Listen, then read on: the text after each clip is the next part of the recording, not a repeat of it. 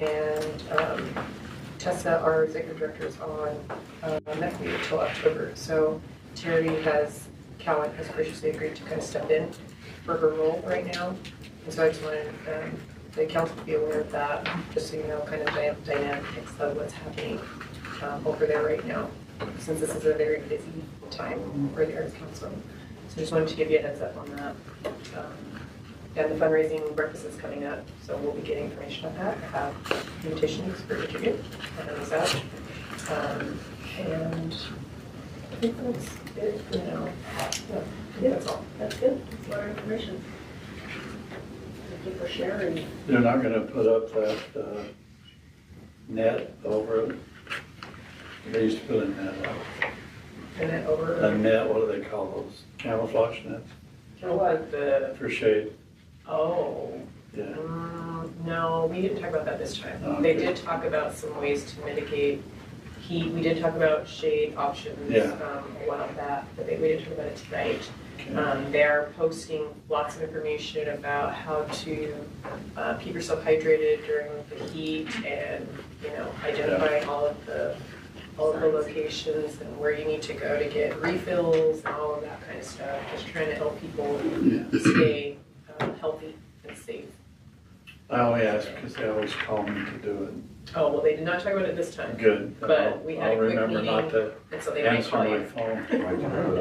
Because I wanted to know if I was going to get a call. You might, because I'll go and tell them. Just remember, we're live streaming, so everybody knows now. You're going to get all the calls. Hey, anyone else? We got our trees down here. Out in the Trees? park. Oh, out in the park, Yeah. because of last night's storm? No, I think it's the construction of the. No, they're cutting them. Oh, okay. Or they will be. the- Or they haven't. There's like 2 or 3 that are. So they've cut them down, okay. I'm sure. Yeah, he mentioned, what did you say, 6 or 8? Mhm. That happened More than I fast. thought, yeah. Also, Yeah. they did say they were waiting We were for waiting us to. to approve funding so they could work on it, so that's. Well, I think that's because they're, remember, they want to try to get that up and going I before thought we the, did that last. yeah, before we start Well, putting they up the start putting lights. lights, which is Right. probably. Yeah, October. So, and I know, is it MC? MCSI? MCSI, I know they're all over it. Yeah, they're very good. Yeah, I see what they said on their side. They were working, they were bouncing between the trailhead and down here and then into, Yeah, they Jimmy, put and up the he was fence. explaining that, yeah, we're keeping both projects going and we'll be done. So, Anyway, We're gonna just, I did have one more announcement I forgot to mention. Layton Youth Court, they're having their annual awards evening on August 9th at 5:30. It'll be here in the council chambers. And so if any of you are available to attend, I'll be there, of course, but if you want to come, kids would love to see you. If you don't, you can't come, I think Carlene is accepting words of congratulation, words of encouragement. So if you want to write something up and send that, you can send it to me or send it to her on your behalf. But this is their 25th year, and the last 2 years they've had 100% completion. So the students who have gone through the program, they've completed. So that's a really big accomplishment. So I just wanted to give that announcement also. Good. Yes, ma'am. We good? Anything else, then? Okay, let's go ahead and move on since we've got the honorary camera deal with us today. We'd like to let him present on behalf of the Utah League of Cities and Towns. Perfect, Mayor, where would you like me? Usually we have you come up here, but you're welcome to go at this end. You can go either way. If you want to You go can even camera- come sit in the chair with us if you'd like to do that. Between Alex and the mayor, I love it. Well, thank you for the opportunity to join you this evening. And the good news is, I'm really here to check in with Layton City. Often that happens during the mid-year conference where we're sitting around a table at lovely St. George. We didn't get a chance to do that this year for a variety of reasons. And so I wanted to set aside some time to check in with you as elected officials and you, Alex, and the rest of the team to not just look back at the past legislative session, because thankfully that's in the rearview mirror, but also look ahead at the different policy issues that are coming up, make sure that we as an organization are aware of policy issues that you're facing in Layton, and walk through what we anticipate. So with that being said, Mayor, how much time should we plan for this conversation? As you know, I can talk forever. I'm not sure how much time you, what do you got, how much time do you need? Me? Steve, yeah. I You know what? hope 5 Let's minutes. plan on 15 for sure, Okay. at least 15, and then it's, that'll be, Perfect. In that case, I'll shoot for 4 minutes, just to give a quick overview of where we're at, so then the rest of the time we can just chat. As you know, last year there were a lot of heavy lifts at the Capitol, a lot of big bills, and ultimately I feel good about where we ended up. The legislature ultimately respected the role of cities, although the legislature expected more of cities. And one of the things that our league officers have been preaching, and we as staff have been preaching back to legislators, is we need some time to implement the many big bills and a variety of topics from the last couple of years. And I think that message is resonating to a degree. There are more legislators who've acknowledged that argument over the last few weeks than I've ever heard, so that's a plus.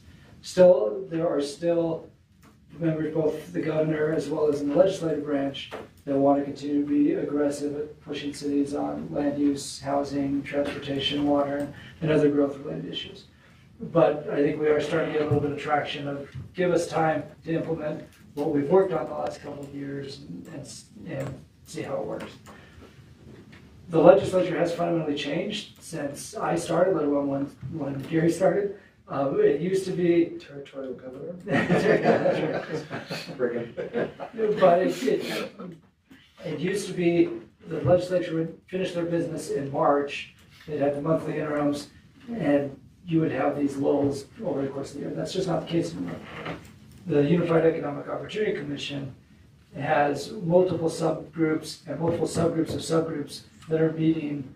I'm at meetings at the Capitol or related to the Capitol almost every day, and it's year-round. And Tyson, I want to thank you for your service on behalf of the league within the Unified Economic Opportunity Commission on the water subgroup. And the good news is we have league representation at every table. We're really the only organization that has somebody in the room for every one of the subgroups within the UEOC. There's the Commission on Housing Affordability, there's the Growth and Transportation subgroup, the Water subgroup, and in addition to all of these subgroups, you still have the normal legislative interim process. Last year, we worked on 240 bills that impacted cities and towns in some way, and I don't see that number going down anytime soon. I think that's going to continue to be the case. So with that as the overview, each of those subgroups are looking at a variety of topics ranging from how to pay for transportation in a sustainable way, to improving housing affordability, to increasing transit ridership, to promoting stewardship over water.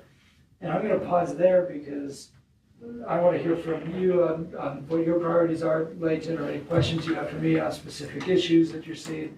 And then I'll wrap by articulating the different subgroups we've set up internally where we're trying to coordinate the issues at the state level with getting feedback from locals to make sure that Layton has representation wherever you'd like to have representation.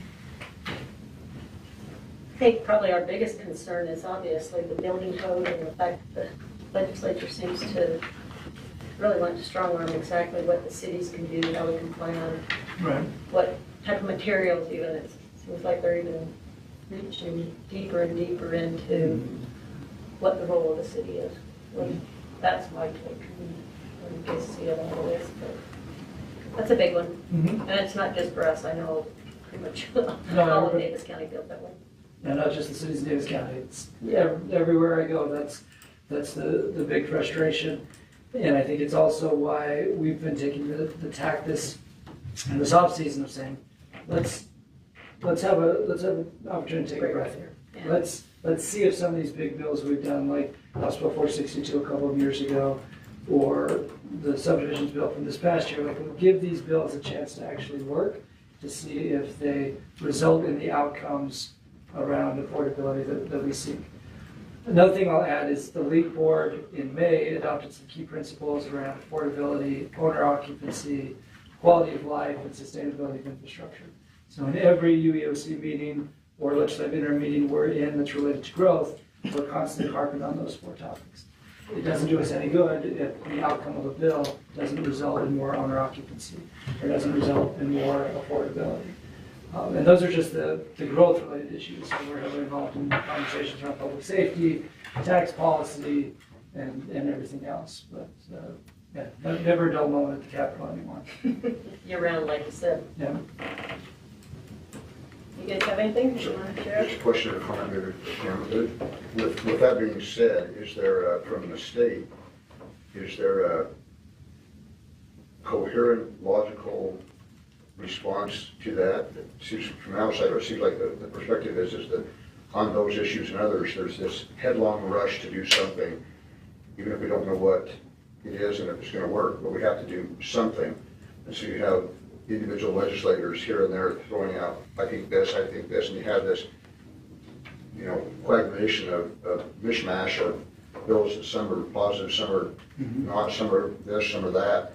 Is there any effort by leadership or whoever's in charge down there to bring those together and say, instead of trying to deal with this flood of bills, that are all over the place on a single issue, water as an example, to narrow those down at the state level and say, these are the priorities. We've looked at these, but we think this one and this one and this one are the ones that need to be passed out of the 40. And then again, to try to interact with cities on that as a partnership and say, to be successful, the state just can't dictate it, eat it, but we need to have the cooperation of the cities. And so there's a dialogue that actually does that. But from the outside, it seems like that the state doesn't do very well at that, really wants to do something, even if it doesn't make sense, down the road. But your thoughts on that, where you're in the middle of that? Yeah, I think you've hit on the key concept here. I'd say 3 years ago was the low point for that lack of coordination and lack of partnership. I think over the last 2 years, there's been a more concerted effort from leadership to say we can't have 10 bills all trying to sell the same thing. We have to get to yes. And we have to get to yes on consensus bills that actually will make a difference. And one of the analogies we frequently use is, it feels like you have some up there who want the pedal to the metal, but they don't care what direction they're going. But we're going to go fast, right? And I think the last 2 years, we've been able to coalesce around bills that allowed us to then go back to leadership and say, we can live with this bill, we've worked on it for months, but X, Y, and Z that are coming out of left field, they have to go away. They're bad bills, they don't result in the positive outcomes we're seeking. We've agreed to this, this is the package for this year, and now give us time to implement the package. So I think the last 2 years have been better. I am hopeful that that trend will continue. Part of the pressure is, first, what we're seeing in other states. I could give you the laundry list, and some of you have heard me say it before, but you look at our neighboring states of Montana and Arizona and Colorado and California and Oregon and then other states around the country like Florida, North Carolina, Texas, and as of today, Hawaii, at the types of actions state leaders are taking to preempt local government, and it is alarming. Just today, the governor of Hawaii issued an executive order under his emergency power to strip land use authority essentially away from local governments in order to facilitate production of more housing. And he did it under his emergency power, which is a whole other conversation. But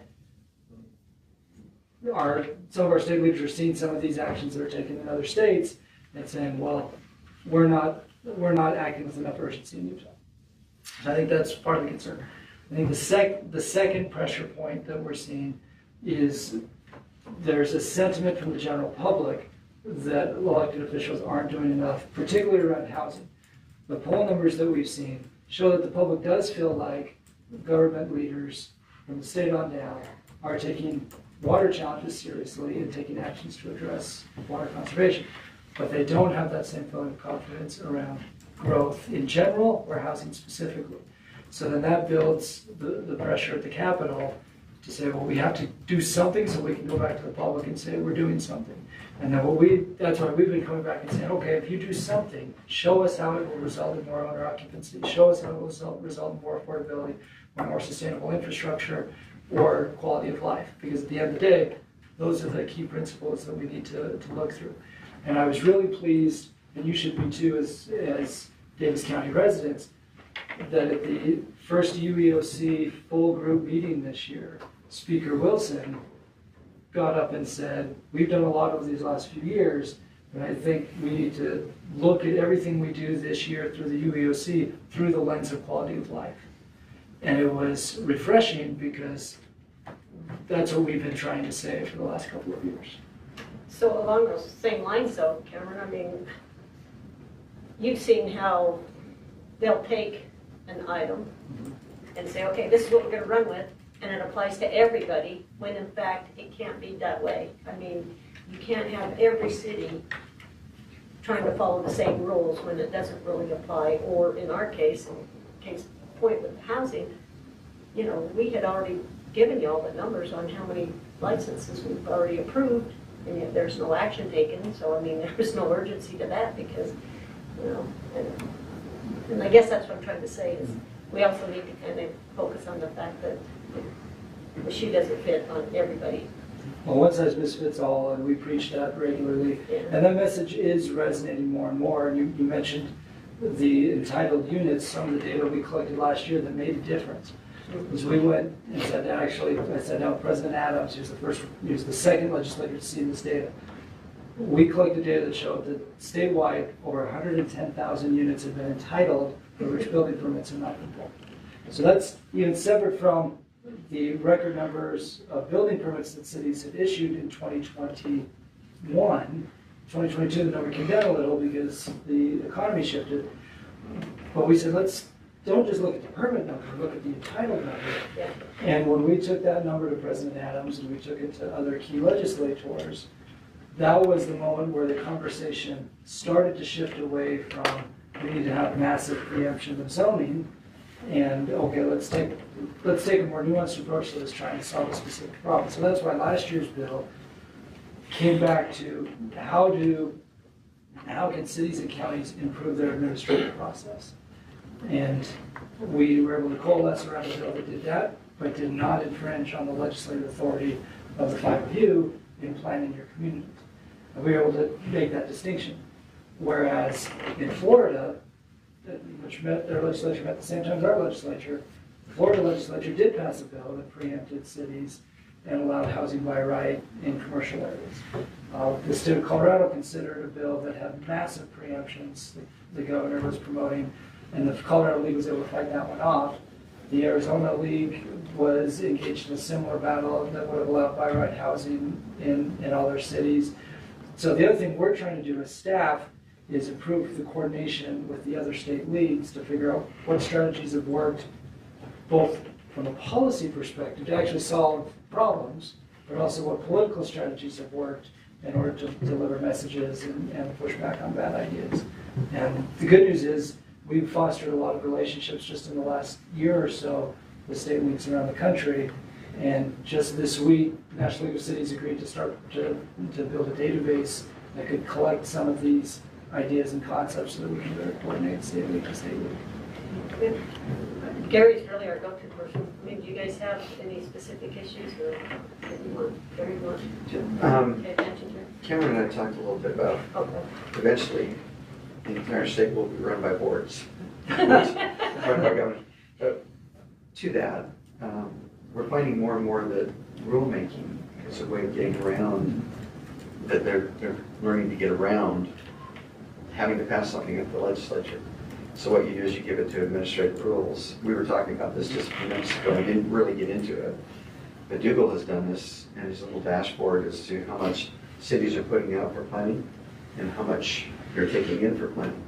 Well, in a year like this, we're not taking in very much, and we're employing, quite a bit. We're spending quite a bit on planning, and that's because we don't fire the planners to go nuts when we have a lean season, and we don't hire more than we need when we have a healthy season.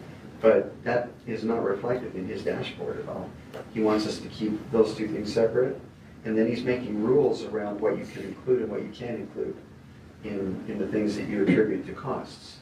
And for example, he doesn't allow land use attorneys, or the land use attorney piece of me, to be paid for to contribute to community development, which, you know, he's over the auditors, and the auditors live in fear of the rules that he creates. And so I'm not just focusing on him, because this is happening in water, it's happening in the landscaping.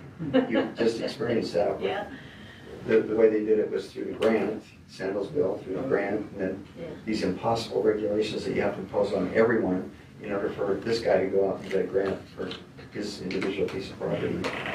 So it's stuff like that that's happening, and we're seeing it happen more often. We kind of, I fully expect that it will be by rule that they address the road impact, or road fees as well.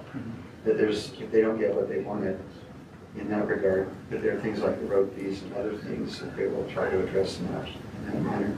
So, I don't know, what are your thoughts, Kevin, on that? Is it okay, Rick?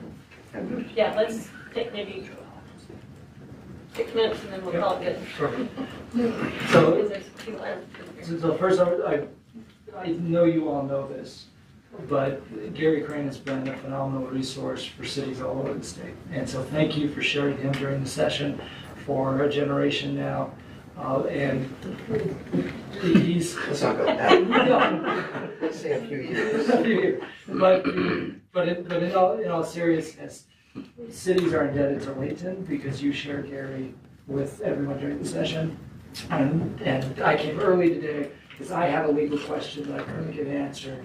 And so I came to Gary's office so he could walk me through it so I could go back to another city and provide them with the answer they were seeking from me.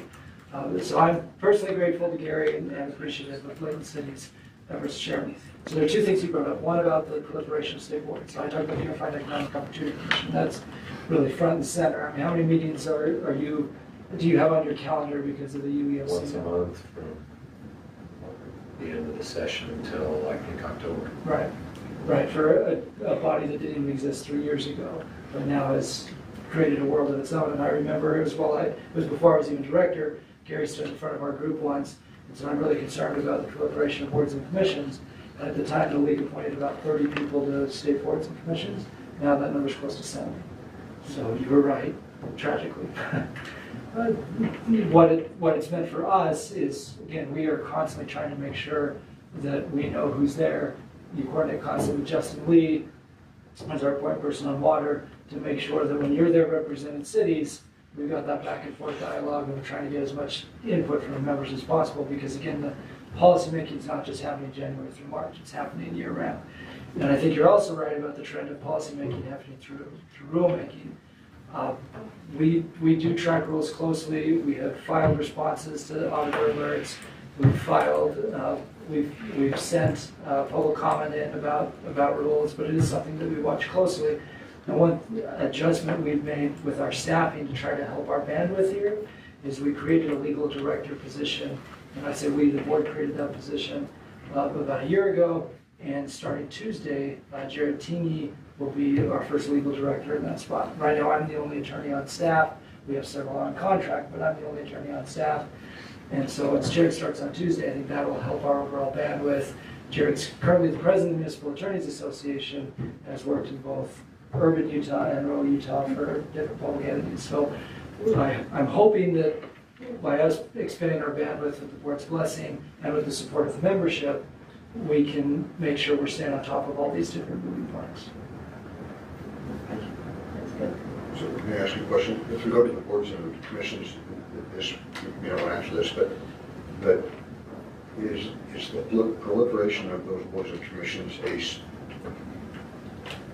strategic effort on the part of legislators to get things passed, get things into law, into rule, to enforce them without going through the discomfort of the political process, meaning some people are going to be upset by that, and so you have an independent board that is the experts are recommending, and so we're just going along with the experts, so it provides cover. I'm not trying to frame that too negatively. Is that a strategic thing, or is that is it an effort to say the complexity and the number of issues have grown so much that they acknowledge we don't know, we need to put together people that do know, and that begs whether they listen to them or not, but do you have any sense on, Yeah.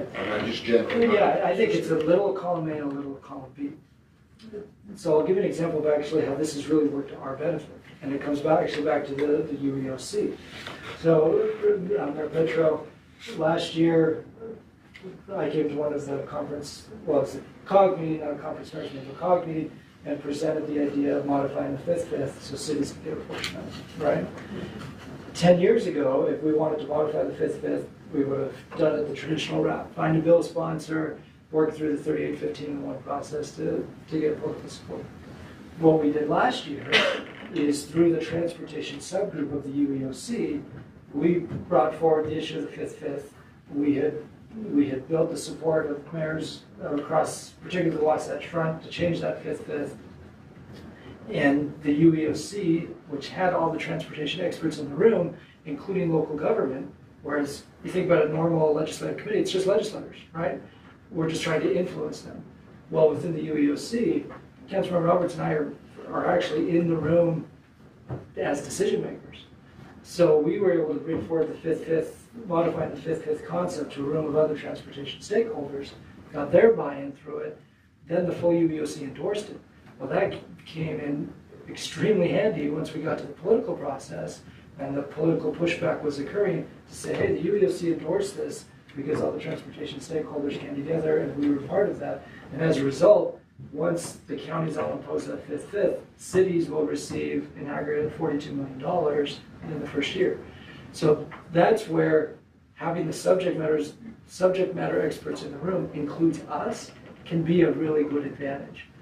I also think the year-round effort at times is, okay, you're going to kill my bill. What if we create a task force to study it and it keeps the issue alive? So we've tried over the last couple of years, when there's a bill that we know we're never going to get to yes on it, we'll still oppose it being turned into a task force, because if it turns into a task force, then we're going to have to keep fighting it year over year. And if you have a task force, the task force wants to have some sort of recommendation at the end of it. So I think each board and each commission has its own story, and we have a master spreadsheet where we track all of them. But I do think some of them we've been able to parlay to our advantage. And recognizing at 6 o'clock when we finish with this, we have put together a few internal work groups, one on water, one on land use. Gary's involved in the land use one. That land use one also dovetails into housing. One on transportation infrastructure, which right now is really looking at PIDs, LIDs, DIDs, or other types of infrastructure funding mechanisms, as well as the transportation utility fee, which Layton has not imposed, but some of your Davis County colleagues have. So we have these different subgroups that are operating right now.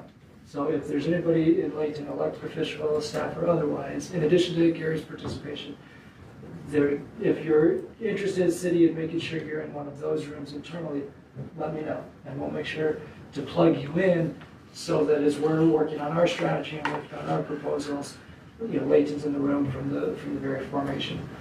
Most of my comments today have been focused in the growth space, but we are coordinating closely with the Chiefs of Police Association on public safety issues, and there's never a dull moment. So my request to you as a city is that if there are specific policy proposals or policy objectives that you as a city have in mind, make sure we know about them so we can incorporate them into the overall policy platform. Because at the end of the day, the strength of the league is the membership. And even though I anticipate there are going to be some changes in House leadership over the next few months, it's not a done deal yet, but I anticipate there'll be some leadership changes. Layton still carries a lot of weight up there, and I personally appreciate all the phone calls and emails and text messages that you send legislators, because it does make a difference. And I appreciate the collaboration and the partnership, and the strength of the league is the membership, and appreciate your involvement, whether that's through Gary when you deputize him or otherwise. So keep us in the loop as you're working through your policy proposals and priorities for the session. Thank you for the opportunity to report back to you today. Thank you. Appreciate You've that. met Chief Swanson here as well, right? Nice to see you again, sir. That's good. have him here tonight as well. So, thank you, Cameron, that was a good update. Yep, thank you, Mayor. I'm sure we'll be in touch. Thank you. Thank you. Okay, I'm going to go ahead and turn the time over to Steve Jackson for item number 3, which is municipal code on the land rates. Discharge of water, surface downspouts, you know, the whole gamut there. Yeah, you can tell an engineer wrote that time, wouldn't you? It's okay, it's needed. Yeah. Thank you for letting me be here again tonight. Alex asked us with the events of this last spring and the amazing water year that we had to kind of look at our ordinances and make sure that things were being covered properly as far as being able to manage the systems, especially the land drain in particular. And so we went back and looked at our ordinances for the sewer as well as the storm drain and the land drain, and we found that there was maybe some holes in the land drain ordinance that we wanted to try and rectify as far as connections for what should be going into the land drain versus what should be going into the storm drain and what should be going into the sewer. And I think we're covered on both the storm drain and the sewer, but we're proposing tonight to bring before you ordinance 2317, which basically addresses some of the challenges that we're having with our land drain system. So it mirrors very closely the prohibitions that we have in our our sanitary sewer system, and that you can't connect things that shouldn't be going into the land drain, namely the downspouts and surface water sources of water. Water from roofs, yard drain systems, trench drain swales, other surface water, that really needs to go to the storm drain systems that we have. That's what they're designed to handle. And then we also don't want people to connect all of those downspouts and other things and then discharge them down a hillside or into other people's yards, instead of what we designed for and what we planned for is to have common property lines like the side and rear yards, public utility and drainage easements that convey that stormwater out to the road and not into our land drains or onto somebody else's property that then creates a problem for them. So that's really all I have to say. If there's questions I can answer or explanation I can give, but really that's the intent of this ordinance, is to give us a little bit of ability to manage this connection issue a little bit better going forward. What do you do in the case where, primarily we're talking on the hillside, where, you know, the homeowner is responsible for maintaining that water on their property, but yet they divert it whatsoever, it automatically goes down to the next homeowner and they're down. Yeah, and that's where the grading and drainage plans that we have in place, they establish those drainage easements and those channels where the water is supposed to go. Supposed to is usually what they're, and that's what I think a lot of people have experienced Yeah. this past year. And I think that really comes down to being able to grade proper swales. They don't have to be really big sometimes, but the proper swales onto that property. And a lot of times what we find is people will take their downspouts, they'll pike them to the edge of their property and then say, it's not my problem anymore. Yeah. And that's part of what we want to try and address with this. But it's difficult when you live in terrain that's not flat. Well, even in flat terrain, it's hard to get rid of the water sometimes too. So. I think part of this too is it's changing the law is not going to change behavior in every case. Sometimes the homeowners don't even know, as you've talked about this before. Right. You know, the developer comes in and they grade it a certain way, and then I move in as the homeowner, I'm putting in my yard, I want my yard flat, I want a slope, I want this, I want that. That the developer had no involvement with, right? So I do it myself, or I hire a contractor, a landscaper, and they come in and reconfigure and mess up all that grading that allows for the proper flow of water. So hopefully this will bring more attention to the issue, so that if landscape companies will try to inform them as well, this is the law, so be careful about this. But it also gives us the ability, I think, a little bit better than we have now, to go back and say to Mr. Jensen, you know, this is a ordinance, so you've got to address this issue. We're not trying to punish people, we're not trying to fine people. You know, it's a matter of getting compliance. So now when we go back and say, well, you need to do this, they're like, well, is this against the law? Well, it's a bad practice. Now I'm generalizing a little bit, but we want to be able to say, yes, it is. The city's passed an ordinance. You need to comply with this. And generally, people will be more responsive if it's that, as opposed to just what we're asking you to do it because it's the right kind of thing. But hopefully on the front end, it'll provide more education. And people will be more sensitive to it. But it'll never go away, the issue will never go away. No. Do you, I'm not an expert in this. No. Surprise. I know we had the issue that, and you brought this on, out with the land drain happened on The hillside sloughing away. Yeah, Swift Creek. Swift Creek. That was the last iteration of that. Yeah, so, and when we're like, okay, we don't want that to happen again, so we need to do this. When you talk about need to do this, unintended consequences of, we stop this, does something else come up? And as you're discussing this change in the ordinance, what other, Well, so we did. I know you can't, you're not gonna. We looked at it, we said, what happens if people don't put this water here, which is in the land drain? And it turns out that some people would put it in the sewer system. Well, we already have an ordinance that says don't put the storm water in the sewer system because it overloads the storm, or the sewer system.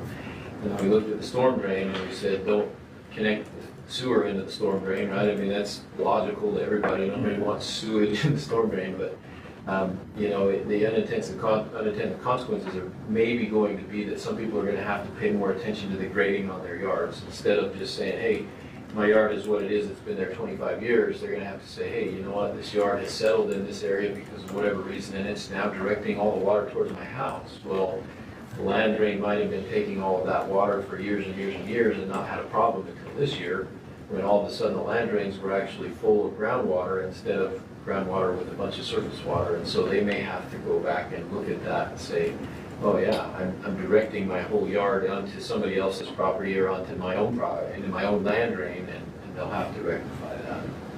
We hope we'll be able to work with them and educate them, and it won't be a big onerous thing that we're going to be out there heavy-handed, but it does give us the ability to say, no, this is what needs to happen because you're creating problems not only for yourself but for everybody that uses the system.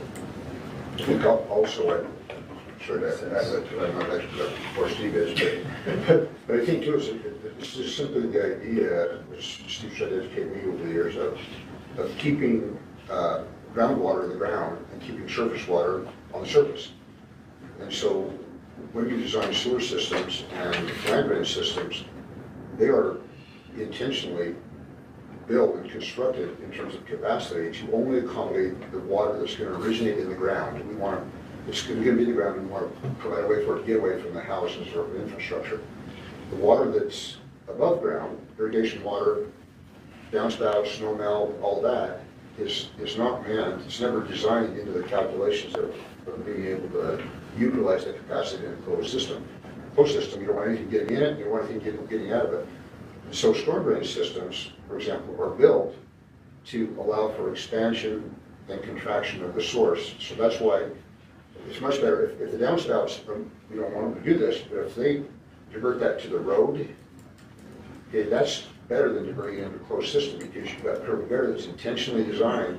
When your storm sewers are overflowed, what happens? The water comes up out of those grades and fills the road. So you end up with another 12-inch capacity. Now, it's going down the road and can cause some flooding, but it's not getting in people's houses. So you have these, to me, as I simpleton approach, you have these flexibility that's built into these systems. That's where these surcharges that you don't count on, like lake snow and early melt, need to be accommodated in the right location, and then the chances of actually doing damage to property is small enough. That's a fair assessment, Steve. But Yeah, I think that's. People don't think about that. They just think water's water.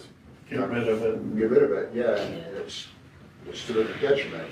So in addition to the developer contouring the lot properly, do you think in the case with the downspouts, is there any way you can, I guess, recommend, because I know we don't want to demand or mandate, that perhaps on where the downspouts are, that they actually do that perforated pipe out to the center of their lot, so at least that way it bubbles up and disperses properly? I think that's what they're doing now. They're encouraged to. In the past. You're encouraging it now? Yeah, we encourage that now. In the past. I don't think I've seen a new development with one of those on. I think, I don't know, Chad, from your side, I talked to your guys, and I think most of them are putting those downspouts in and then they just bubble up in the yards. So They they're used using to- the perforated pipe out to the middle, because I've seen them just right there by the sidewalk or whatever. And they're definitely encouraged to do that. We have quite a few that do. Okay, But some good, don't, that's a good one. that's the challenge. Yeah, see, Last year, that's- Or they just tie them into a closed system. All right. What do you consider a swell? A swale, Yeah. any kind of depression or burned up area on the dirt, so I mean, they can be as small as 2 inches that you just kind of have a very gentle. Right, and So to you- direct the water. Just to direct the The water. idea. Yeah, so you don't want, you got 2 opposing slopes, one going down in each Yeah. direction, and then you've got it there, and they don't have to be these massive ditches, right? I think when Right. people see a swale or hear a word swale, they think of, hey, I'm gonna dig a tailwater ditch or something that's Yeah. 12 inches deep, and we got all these, Did that's. they not ever what it use a swell as a retention? Not necessarily. We Okay, try so to, it's actually designed to. just rid to the direct water. the flow, yeah. Yeah, we try, if there's a retention or detention area, we try and be very specific where those are because they do tend to cause people concern. Well, Not that they yeah, necessarily, right. are all gonna get flooded, but people when they see water standing on the ground get concerned with it. So we Yeah. try to direct that to where. Okay. Any other? Go ahead. So you answered, my question was, do we already have one for sanitary sewer systems? And I assume the county does as well. We do, and then North Davis Sewer District has actually got some wording in their ordinance, which actually we mirror very closely, so that there are 2 sets of ordinances that govern that So discharge. is this similar to our sanitary language? The sanitary sewer? In its intent, but it's very specific, more, it's similar to the storm drain connections type language that we have as far as function. I mean, obviously, the storm drain and the sewer should be totally separate when it comes to, discharges and connections. But the intent of all 3 is kind of like, hey, these are things that shouldn't be going in each one of these systems, and these are what should. And then But when you discharge water into the gutter, where's it go? it goes in the storm drain. Storm drain. And it has the capacity to take. And like Alex said, the capacity of that storm drain is much larger in the ground. The pipes on a land drain are typically 8 inches, whereas our minimum size on a storm drain is 15, and it goes up from there. So there is a lot more there, and then, as Alex pointed out, the streets are actually designed to be kind of those buffers if the water in the pipes can't get all in at the Right. same time, then the roads actually are designed for that. And you've got regional detention basins, the pipe train capacity, those ponds will fill up, and then as it quits, Yeah. it'll contract. Ellison's the big detention basin first, before it's football fields and stuff. So you have, all this flexibility, because you can't predict what will come out of the sky. You should be able to predict with some accuracy what's in a closed system. Yes. When you mix those 2, that's, when there's problems, it's not a failure in the system, it's just it's being used in a way that was never intended to be used. And that's what primarily happened in the situation with Swiftway areas. It wasn't a failure, it was just there's water coming in that shouldn't have been coming into it. Anyway, 2 groups has Sorry, one other, as far as keeping your own water on your property, I've had issues before on a commercial property that kind of, they built a swale that directed it to the property line and came out onto a farm field.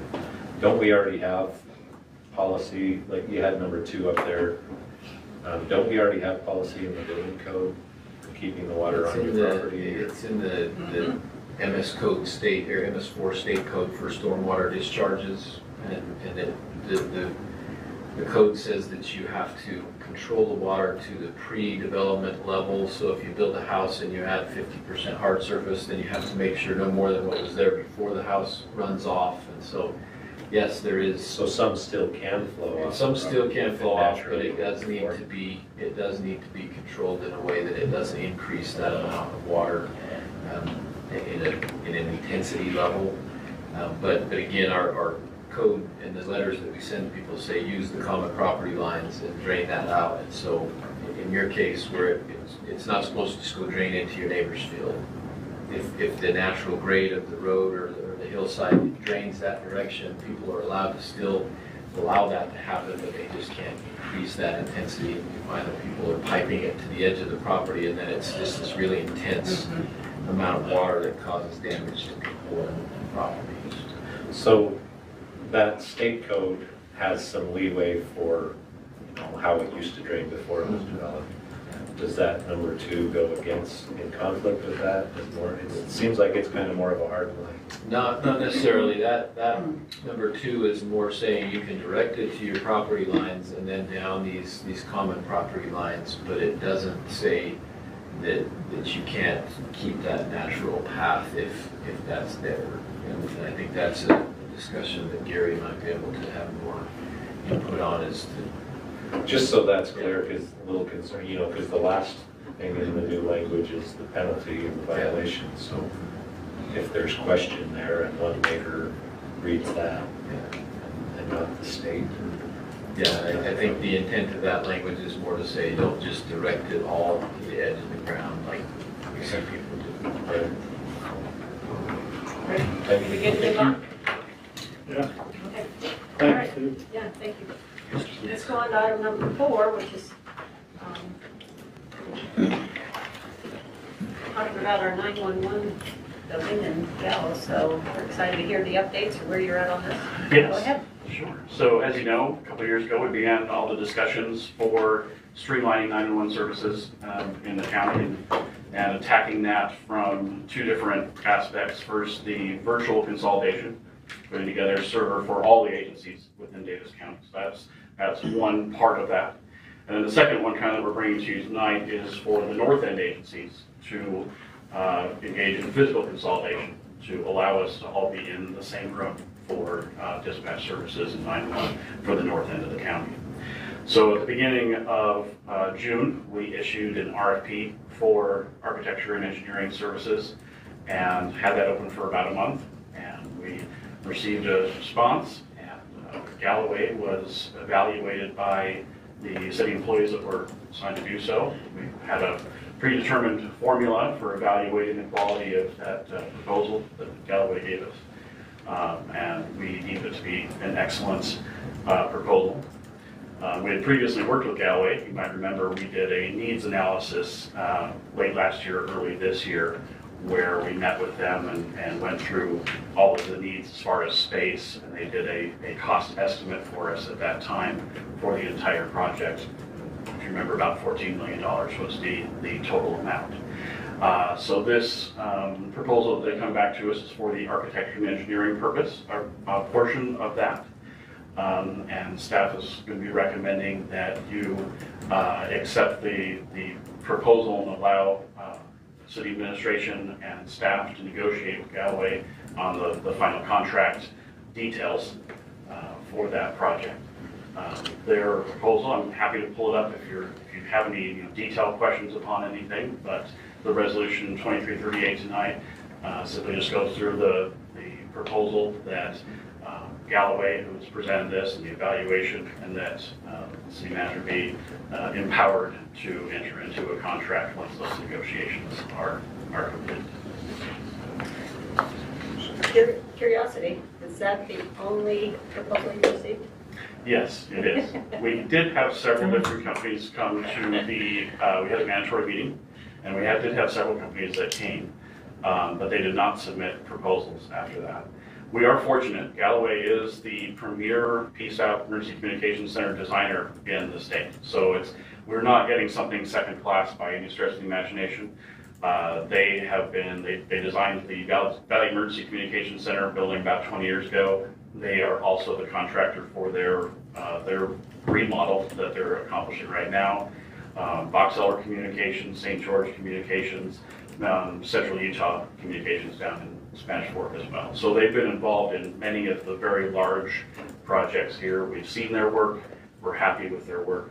We've worked well with them in the needs analysis, so everything went very well right there. They've also done a lot of other city buildings like fire stations, Gainesville City Hall, if you've been there. So they have a lot of experience. They're also working with another group as well that has a lot of experience on the East Coast to be able to design. They've done about 80 different emergency communication centers on the East Coast. They're kind of partnering with them as a subcontractor. So we're very happy. I know it's only one, but we are very happy with that. We didn't bring a list with us, but there were other companies that did actually show up Yeah. and listen to our spiel. And we have a list of those, but I don't recall who they all were. That's okay. Then they ran away. Yeah. Yeah, they ran away. Some of them work as partners with them, so Right. so work together, so. So, how do we, you only received one bid, how do we know How do you, that's a good bid? how do you price check it? Yeah, I mean, how do you obviously are impressed with their capabilities, which is great. How do we, I guess that's an open question, how do we Yeah. know? One portion is, a good rule of thumb for a project like this is that 10% of the total cost is the cost for architecture and engineering. So a $14 million building, the approximate cost for A&E would be 1.4. This is coming in at just under 900,000. So we deem this, just based on the experience and feedback that we've gotten from others on what the normal cost is for this type of service as part of a whole project, in that this is a good value price for us. This was a elongated discussion among staff, if you will, about this very issue. As Carl and Alan were bringing us to, we talked about this, how, what's recognizing that they are, and they are, it's just legitimate, it's not somebody's opinion, it's across the state when you talk to PSAT people and emergency services people, in terms of the premier constructors of these buildings, that is Galloway. What's happened in this industry, like in other areas, is that this is my perspective at least, is that they gobble up, and so they form partnerships. So it used to be that you had 4 or 5, maybe, I'm just this hypothetical, you had 3 or 4 companies in this space. It's kind of like Motorola has done with communication versus communications. It used to be you had all these competitors, and then you develop these strategic partnerships, and they get consolidated into the same company. And you bring in all of those services, but they're not independent people that have expertise. So we talked quite extensively about, okay, that makes sense, but how do we make sure and do our due diligence to make sure that it is a good price? And so what we tried to do, and Carl referenced this, is to be very aggressive in talking to other entities where they built this, to say, did they interact with, when they said they were going to do something in terms of the contract, did they do it? Did you have a lot of extra change orders? Was it bait and switch? Was it this? Was it that? Were they good to work with? Did they have good project managers? Were they on time? All those kinds of things that speak to the quality of the contractor, aside from the cost, that they're a good partner. Kind of described that very well. So Carl spent a lot of time talking with entities both in the city of Utah and other places to try to see if there's any hints that would say we ought to be concerned about them because they're the only one. And everybody, correct me, but everybody that we talked to, these are people within the state that are in the same business, said no, they were exceptional to work with. We didn't have any issues with them. They weren't coming in low and then trying to change order you to death. They were very professional. And so that's why we feel good about it. If we ask the same questions you have, which are exactly the right questions, but we feel good about it based on their references and then just based on our own limited experience with them. Are there, it sounds like they're the general contractor and all these other people might be subcontractors, that sort of relationship throughout the state? That's one question. Second one is their main competitor, are they too busy? We haven't reached out to them and said, hey, how come I see you didn't bid for this, what's going on? This seems like, Sure. or maybe our process needs to be looked at as well as, because we see this in parks too. This isn't our last meeting we had some parks projects where you get just 2 and the one wasn't, I mean. They were way above. Yeah. It's just seeing less and less groups willing to bid for, and then if you have a process that says, hey, I have a bid process, got 3 or 4 or 5 or 6, and then you go through that process of weeding them out. And when there's just one. I hear you. I would vote to have had 6, right? Maybe to answer the first part of your Just question. 2. Yeah, exactly. To answer the first part of your question, this is the architecture and engineering, and so they have subcontractors, but that's only this portion. The other portion of that will be the actual, building contractor. So we're gonna follow a CMGC model, and we're going to include the A&E firm as part of the selection process for the CMGC, so that we can reduce costs, over the design phase of this building. We want to make sure we have a contractor there to say, no, I'm sorry, that's way too much to build it that way. Let's try these other materials or this other style. So we plan on bringing those two together here early in the process. So you should see an RFP for the construction management general contractor coming out soon. The construction of the bids, I think you'll see several people, and as opposed to the design side. For the RFP, we published that to the U3P website, which is the public procurement, and that the list that I sent it out to had about 1,300 different contractors for architecture and engineering and many other things, but people who were interested in that had subscribed to that list. So it definitely had broad exposure, but we did not get more than the one. Are we looking to the future on this? I mean, I don't know what our build, In terms of scale? in terms of scale, because our build outs, what, 2050, that's what I've heard. Yeah. And so that's 60,000 more than we got now. So, but we're looking at that happening in the future and us having the room to take care I of do it. recall, a few meetings back, we brought that to you, because we had two costs. We had costs for just doing the north end, and we had costs that would eventually, if necessary, cover the entire county. Yeah, right. And that's what you approved this moving for, so that 14 is for the size that would eventually, if need be, for the whole county. But this county's plus With growth. with growth. We've accommodated that growth or figured that in for them. So we don't have to turn around 10 years from now and say, hey, we've got to build half of this for the same price. Yeah, we've planned for that. We've gone through many different kind of growth analysis using census data to look out at what areas that we'd be covering and how quickly they'd be growing. We've done a lot of I'm going to ask back-end work on that. kind of a redundant question, but would that give you room that you don't use in the beginning? Yeah, we would grow into that. Okay. There's the physical consolidation first with Clearfield. Right, yeah. And then the additional agencies would start to build that out, but there would be some extra room there to accommodate, as we talked about, the larger potential footprint of that, Okay. or population growth, or both. Yeah, that's good. So I just have two things. You kind of answered because this is the first phase, essentially, right, where we have the A&E piece. The expected building plus A&E was about 14 million. On the documents we have, it's like 14.1 million. Correct.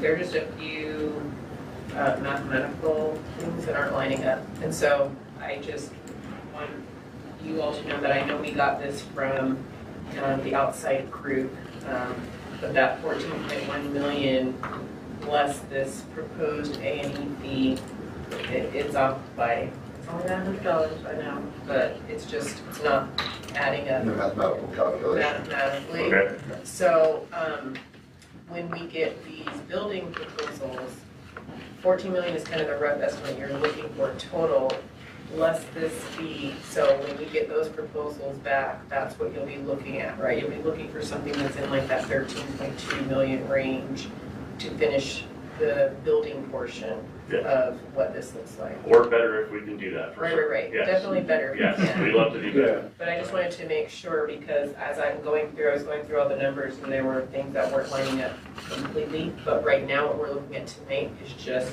this architectural and engineering piece. And that fee lines up, I think there's like a rounding thing, like $1 off, which is no big deal.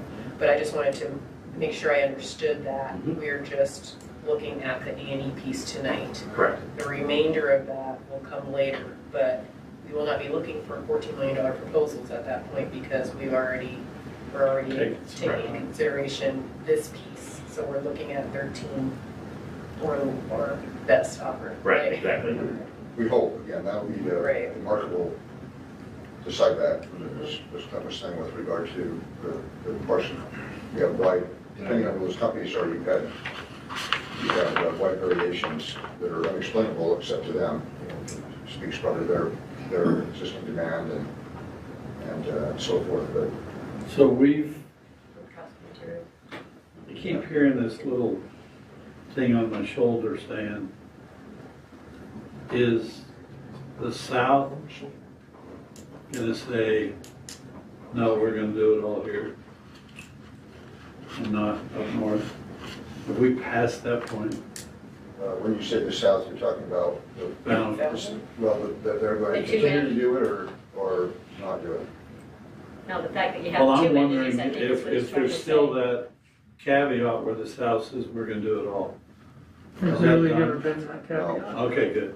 Because I kept hearing little things and I'm like going, no, we're moving ahead too much to think about that.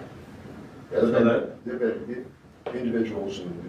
Yeah, it's probably that just try to individuals, not push that. entities. But Bountiful is firmly entrenched in Yeah, the South with their and that's district. fine. And we're in the That's north. right. Our precaution, as you asked us to do against that, is to make sure that we're building it such that if there is a requirement legislatively to have one center, that we're in a position to accommodate that. And Okay. the other entity is not in that position to be able to do that. And that's fine. It was just, I never could get rid of that thought, you know, and, Yeah. but yet I kept seeing this going forward, so I just assumed, no, that we've taken care of that. Yeah, they made it very clear they're happy with their own center and the Right. agencies down there, and basically told all the North End administrators to, you do something on your own, we're happy Yeah. with ours. That was the message. Well, good. So that's why we've taken that on board, and the North End is together on that. Well, I think we're all happy that the North End resides in Layton. Because out of all the things, I'm not an expert either, but I find that Layton does things pretty good compared to others. And so, Part of the construction was the demo of the other building. And so that's part of it. And then I just, we're saving on the fact that that's city property as well. And there's some savings overall. Yes, compared to building a new building by property, yeah. So, okay, it's good. The other thing it does, not to belabor, I apologize a little bit, and we mentioned before, is that the secondary benefit is it really gives us an opportunity to leverage the investment we've made in the existing building. Years ago, I don't know, Carl was here then, but Alan was, you were the assistant chief, if anything, but we did an analysis and got a cost estimate on building a new public safety building. But he had, even then it was $35, $40 million, and now it's probably double that. So through this effort, we're able to free up space that can be utilized, that will have to be reconfigured and remodeled and so forth over time, to implement some of the things that you would typically put in a modern public safety system, security and those kind of things. But that, and then plus a commitment from the state when they consolidate that they know that building, they want that building to come to us, and we want that building. Our hope is within the next 4 to 5 years, we'll be the owners of that building, which will provide a great opportunity not to have to make another investment, but to have it on our campus, have control over it, make some remodeling and bring it up to speed, if you will. But it'll save us tens and tens and tens of millions of dollars as compared to going off-site, buying ground, and building a brand new building from scratch. So it's really an investment. You know that, but it's, be wise about that. it's local, it's together, it just makes sense. Did I say anything that you wouldn't agree with Alan? Because No, you guys no, have that's a about key what the perspective. cost was, and that was back in 2006 when we did that. Hired an outside company to do Yeah. that for us, and it was in the mid-30s. But it would definitely be up closer to about 60 mil now. So, At least. yeah, if not more. You wouldn't get it. Are you guys good on this one? Any other questions? Thank you. Thank you. And thank you, Bill. Thank you. Okay, we'll move on to item number 5 here, and Chad's gonna walk us through the development plan requirements for new construction. This is, And Twin County. yeah, this is related to our water-wise discussion that we had several weeks ago now, back in June 1st. You'll remember that we walked through a little bit about some of the rebates that are available from the state being administered through Weaver Basin, some of the changes that are required in city code to make those. The council had some concerns about some of those proposed changes, asked us to go talk to Weaver Basin about what other options might exist for the city to work with Weaver Basin to maybe make some of that funding available without changing some of the codes that we talked about before. So we did that. I want to just give, first of all, I want to give some gratitude to them for meeting with us and being willing to talk. It was a very positive discussion. Of course, they have a mission that they want to accomplish. And they also, first of all, were very, very happy about what the council has done related to water conservation. They were not aware of the commercial standard changes that we made back in February that now allow us to ask for commercial uses that are remodeling their properties or making major reinvestments in their properties to bring their properties up to our current water-wise standards. They weren't aware of that. That was very impressive to them. We also shared with them what we shared with you back in June 1st, which is that the percentage of these single-family homes that are within PRUDs has gone up substantially over the last several years. And so a lot of the single-family homes that we're building, the vast majority within the last several years have been within these PRUDs. And because of that, those are already subject to a stricter water-wise standard, even stricter than what the state requirements are. So I think that was also a revelation. And they actually said, we would love to have this data that you have provided that we can take back to our legislative folks that we talk to talk about what really makes a difference. Our position has always been, excuse me, that we wanted to make changes to our codes and ordinances that actually made a difference as far as water conservation.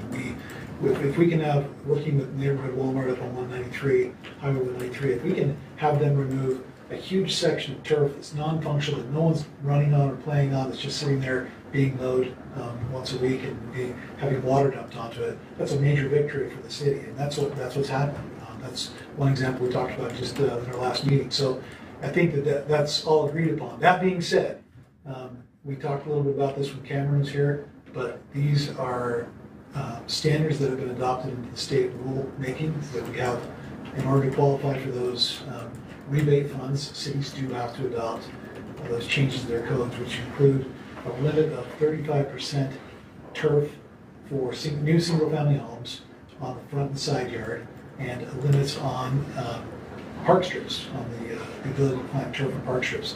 Now, as you remember, as we talked about last time, and I can go into these slides, I probably will go into a few of them during our public meeting, the actual public hearing, just to give some of the, we do anticipate some of the members of the public will be here tonight that have called us over the last few weeks as we talked about this.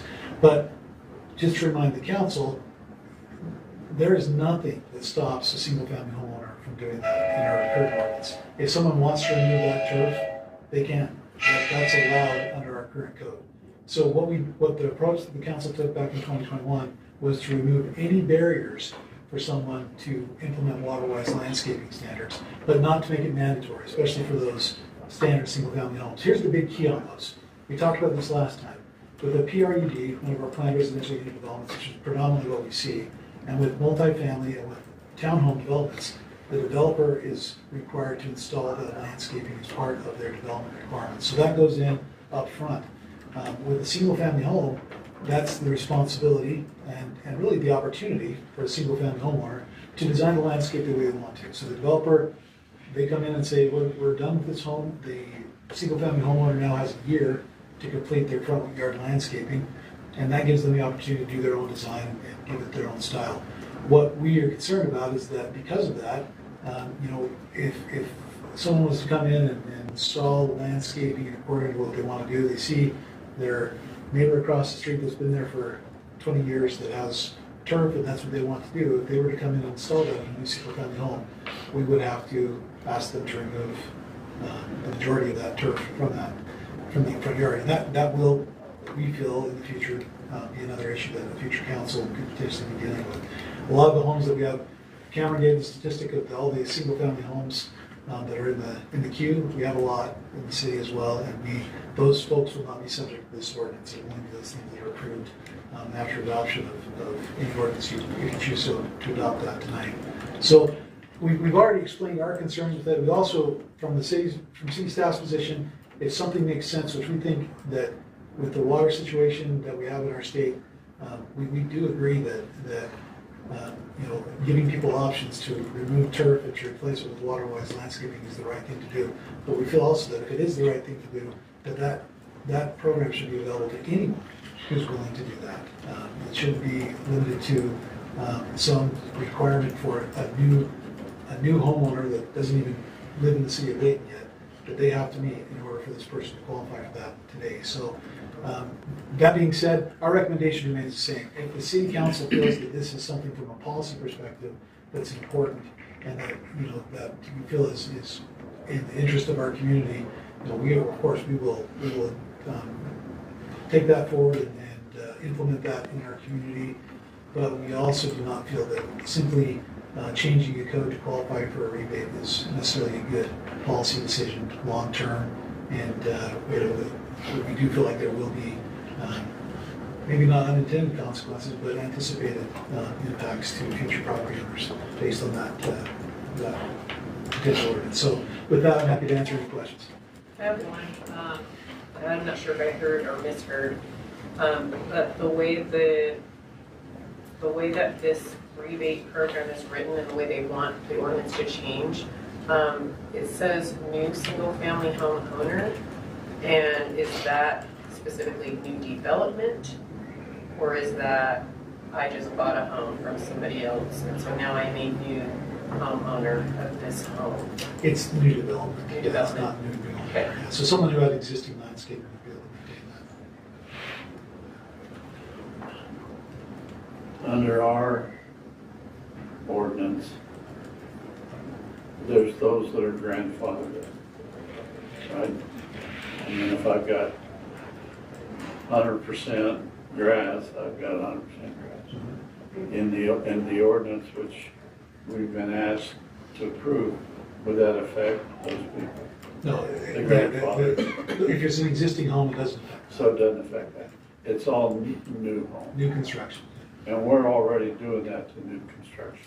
We require that for planned residential unit developments, so things Right. like the Jenkins property that came through not long ago, the Destination Homes project that was approved, which are big projects, Yeah. hundreds of units.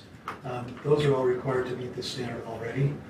So it'd be just subdivisions where we just have no homeowners association, it's just a standard single-family subdivision. It's an R110 or an RS single-family home subdivision. Do we require more or less than we were? For the PRUDs, for those that we already require it for, Right. it's more than what they require. Yeah. So we require them more, to do more. For those, More yeah, than for 35%. PRUDs and multifamily townhomes, it's a higher requirement than Okay. the state, yeah. But for everybody else who doesn't have, they're not in a planned residential unit, they bought a lot from someone, or they're Yeah. in a subdivision that doesn't have an HOA, ours is 50%, correct? Right now, we don't have a mandate. They can actually, they could remove up to enough landscaping to meet that standard. So if they wanted to, we just don't mandate it for the new single-family home. Right? Oh, go ahead. I don't have a question. I have a position, so go for it. Just a question, so the Jenkins PRUD, someone buys a home in their own eventually, or whenever that happens, Yeah. one of the PRUDs. Yeah. And they want to do this. I guess it's not, they can. They want to, I guess it's not in development anymore. If they want to do something, what am I trying to say? If they want to do something more than what the developer puts in as soon as they move in, would they be subject to this? Could they? Or is So that just they would be subject, hypothetically- in an HOA PRUD situation like that, they'd be subject could to our be- laws. They couldn't put in more turf. They'd have to still be subject to But that. if they wanted to say, I don't want the turf, we want zero scape, and it's already done when they buy it. They're the first owner, but the landscape's already in. Could they tear it out and make it part of this grant program? No, so they're already exceeding the standard in most cases, so in a PRUD, our But they standard wanna do already more. exceeds it. Like, they don't want any turf, they don't want any, They still would have to have some percentage of landscaping in there, yeah, you can't just rip out all landscaping, and we would not recommend that, yeah. And that's actually, as part of the rebate program, Weaver Basin doesn't allow you to rip out all of your landscaping, there has to be a percentage. of along landscaping. with the new sprinkling infrastructure that's. That's right. And then second, this was one-time money, Gary? Yes. I mean, this could go away next legislative session. I mean, we're talking about changing ordinance in perpetuity, and it's just one legislative session. They can come back next time and change it again. It's perplexing to me. But Particularly where we talked about this with Cameron, where it was made, some of those changes were made through the rulemaking process. There's no reason why they couldn't come back and say, well, we changed the rule. And that's what was concerning us as well, so. Why would we say PRUD and HOA, but not single family? With a PRUD, you have a master developer that can go through I understand. and, completely do a cohesive landscape plan. Sure. And that's the ideal. A single family homeowner, like we said, it's not required to be installed up front, so that gives them flexibility to do water wise if they want to or not. And we also have to have concern about this water wise landscaping is a bit of a commitment from a design standpoint and from an infrastructure standpoint. There's different sprinklers that have to be installed. A lot of us are used to the sprinklers that go in for a lawn and what that entails, but for a drip system, it's different, and that's going to take some time for people to understand how that works. And so, again, we feel like we're getting more water conservation because most of our developments are PRUDs. And so that's the biggest bang for the legislative buck. Really, it's a carrot. I mean, like you said, the money can go away at any time where more could show up, but really it's a carrot to try and get residents at large on board with conservation. It's unfortunate for us that the way they're going about this puts us in a bind because, on one hand, we don't want to restrict from residents who aren't even here yet or residents who haven't built yet. And on the other hand, you have residents saying, well, I want to do this and I want this money. The money may not be there, in the future, and I understand that. But I think as far as the ordinance goes, it's that back door to try and get at the ordinance. And that's just kind of bad form. That's really what it comes down to. So I think ultimately there will probably be more rules and restrictions that come down wanting to require cities to make, ordinance changes. But the way they're doing it right now is this carrot. So like, hey, do this. As opposed to saying you have to do this. It's a well-intentioned carrot that is being used somewhat as a stick. We're being able to carry a little bit. So,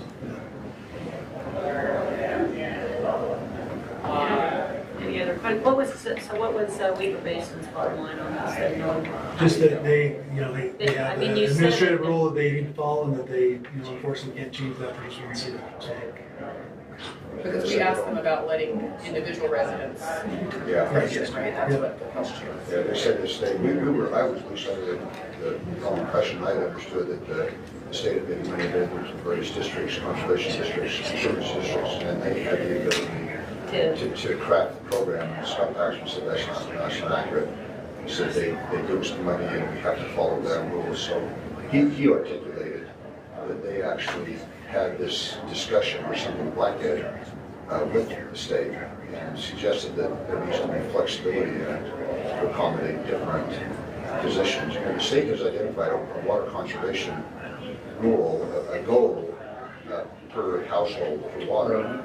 And they talk about, and their point, and ours as well, was if you have that goal, the statewide goal for everybody is number 75, I can't remember the number, but that's the number, Steve.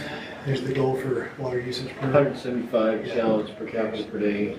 so that's the state goal everybody needs to get to. And we said, why don't we set that goal and and then allow individual cities to draw on whatever leverage they have to pull. We have 5 wells, 5 wells.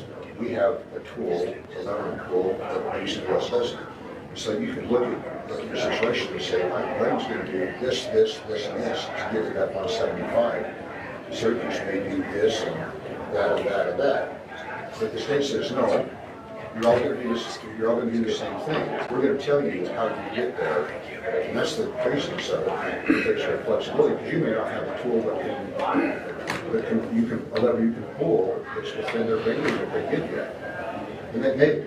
And Scott and I said we agree with that. We tried to explain that, but at the end of the day, it wasn't in the legislation. But when the water folks wrote in the rule, they put in these specific things and said, unless this means you can't give the money for the program. Basically, they go back and revisit that, but it's the timing will get affected in terms of maybe down the road, but it's. This just adds more credence to the conversation we had with Cameron. Yep. It's just, Layton City is already doing so much for water conservation. And it shows what we've saved during drought years. Not that we're, but just, you phrased it just, and that should be the policy in many different fields in development, in water conservation. And I think it's frustrating that we'll be, you said it, Chad, being hit over the head with the carrot. It feels like. What? Have other cities passed it Yes. in the county? Yeah, for sure. That's right. I think one of the citizens provided you all with a list of some of the cities that have it in the state. There's a good number of them. I think one thing I would say, just really quick to add to what's been said about water conservation, I mentioned that Weaver Basin was not aware of what we've done with commercial landscaping. To us, we see that amendment you made in February as being more impactful than what they've asked us to do here, because we're taking that, again, non-functional turf that's not serving any purpose but being watered and mowed once a week out of the system in a big way on these commercial developments. And we had got, I mean, for the most part, cooperation without a lot of pushback from those commercial developers. They see value in this as well. And so if we can have an ordinance that we've adopted, that we have, the people that are being enforced on say, hey, we think this is not a bad idea, we see the purpose behind it. I'm not going to say we've had 100%, but it's been very high support from commercial developers. For us, we see that as what we need to do. That's the kind of ordinance that works, that accomplishes what we're trying to accomplish, that actually saves water and has fairly high acceptance from the people that are being forced against it. So. Do we have any recourse, or have we thought of any recourse from Weaver Water?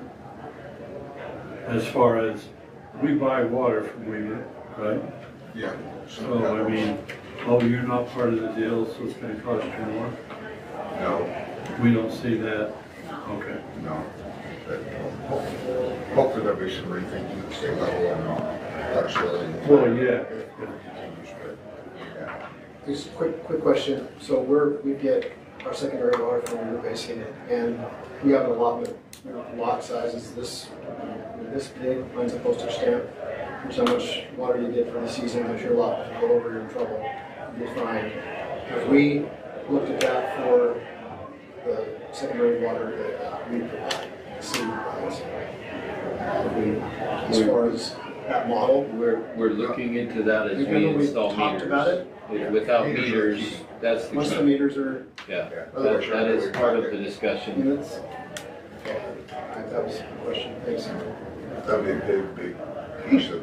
Well, I know, I mean, they sent it to me, and they're like, here it is, and this is how much you're using, and who knows? So if you're conserving, that's what this is about, is conserving.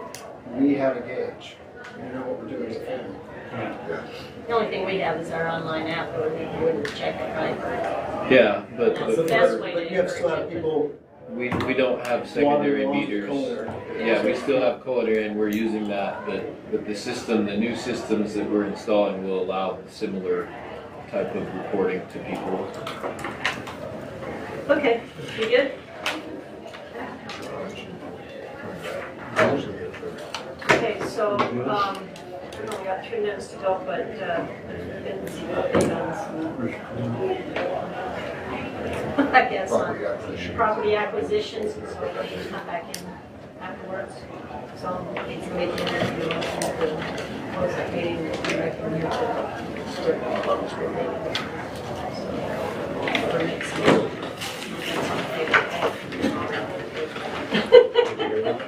Really? Not really. I'll pay you. He always, you know, does rush to close the meeting. Yeah. He didn't, but. Well, thanks.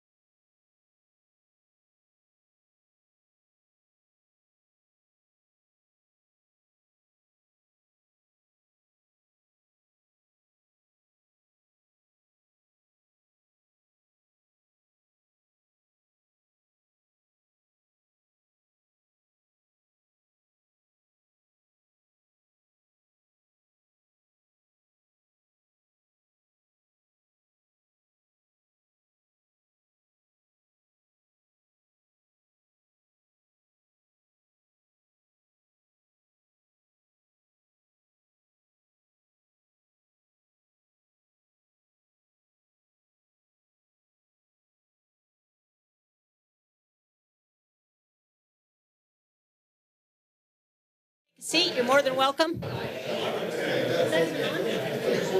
the mics on. Is your button on?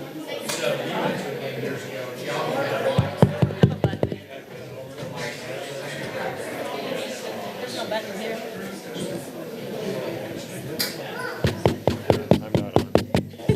There's no button.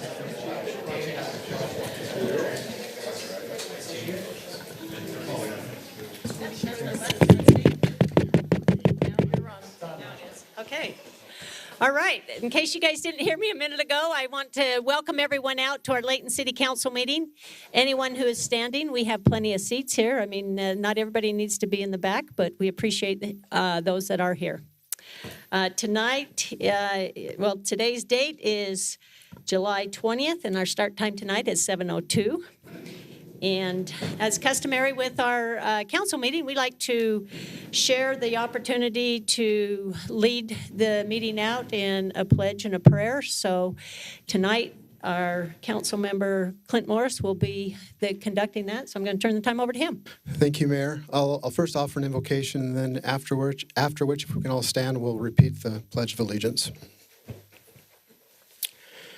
Our Father in heaven, we come before thee as a city this evening, grateful for the peace that we find ourselves in. We are grateful for this city, for those that serve, for the public officials. We're grateful for our first responders, our police and fire and EMS and our public works, and all that work here to make our lives better. We are grateful that we're able to have the freedoms that we do. We ask that thou would be with us this evening as we conduct the business of Layton City, that we will be granted wisdom and help with the decisions that need to be made this evening. Grateful for all in attendance, and these things we pray for and do in the name of Jesus Christ. Amen. Amen. If you please rise.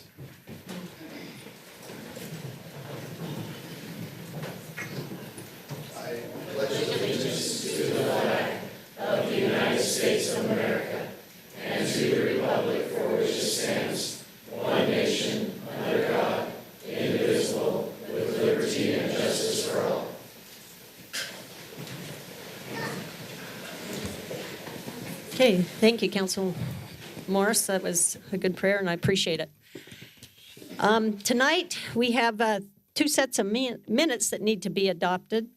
So, Council, I'll ask if there's any corrections to either of those dates. If not, then I'd look for someone to take action on it. And if you could, please read out the date of the meeting of the minutes.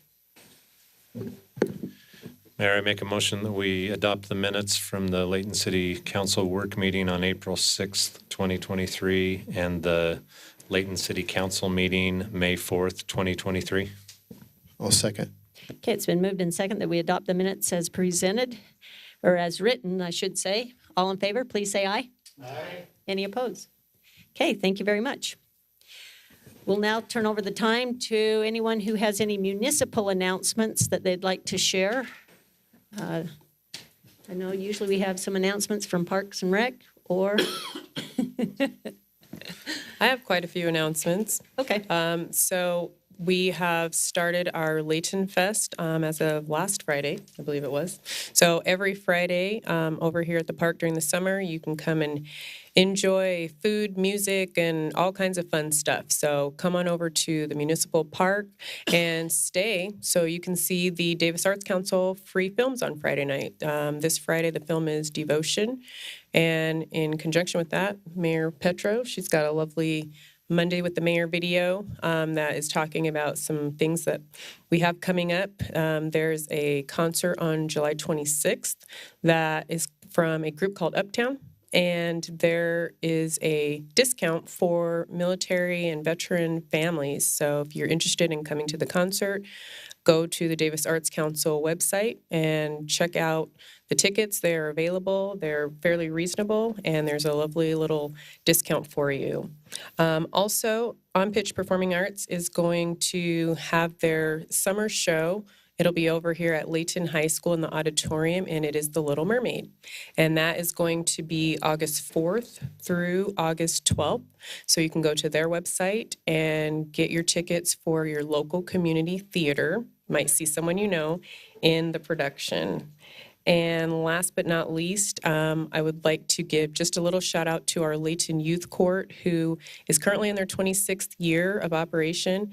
And it's young people that are going through some juvenile issues, but this youth court allows them to kind of work those off and get back into the swing of things. They go before a court of their own peers, and they do lots of things to get their lives back on track. And over the last 2 years, we've had 100% participation with those young people, keeping them out of detention centers and getting their lives back together. So want to give a shout out to them. They have an awards event coming up in August. And so if you know anybody in youth court, or if you know of a young person who would like to participate, we'll have some open enrollment for youth court coming up in the next month or so. Thank you. Okay. Hey, one additional caveat to the military appreciation on the 26th. It is also for any civilian workers up there. So I know the Davis Arts Council had mentioned that before, that it's for not only just active military, but also the civilians in our area. So it's our way of saying thank you for what you do for us here. Okay. Mayor, on the 24th, which is a Utah holiday, of course, they're having a free concert over at the amphitheater with Riders in the Sky. And it's free to all firemen, with the exception of maybe one. But, and it's free to all police. And I guarantee you, if you go, take your family. It's a family friendly, it's fun. They've come here for the last 15 years, and they're a hoot. And I guarantee you, if you don't like it, come to me and I'll give you your money back. Okay?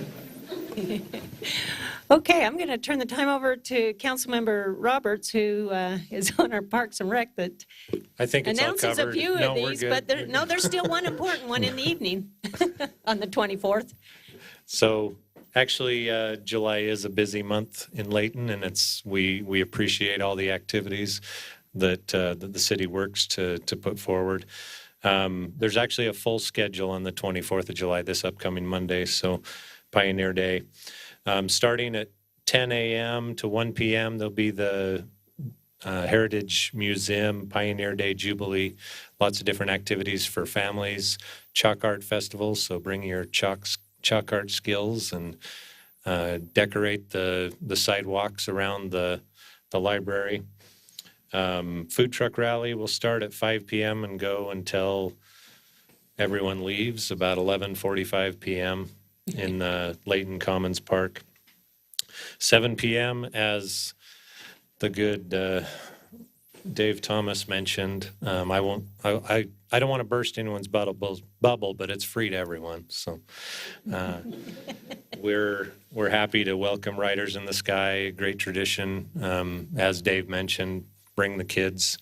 They have a good time with the kids every year.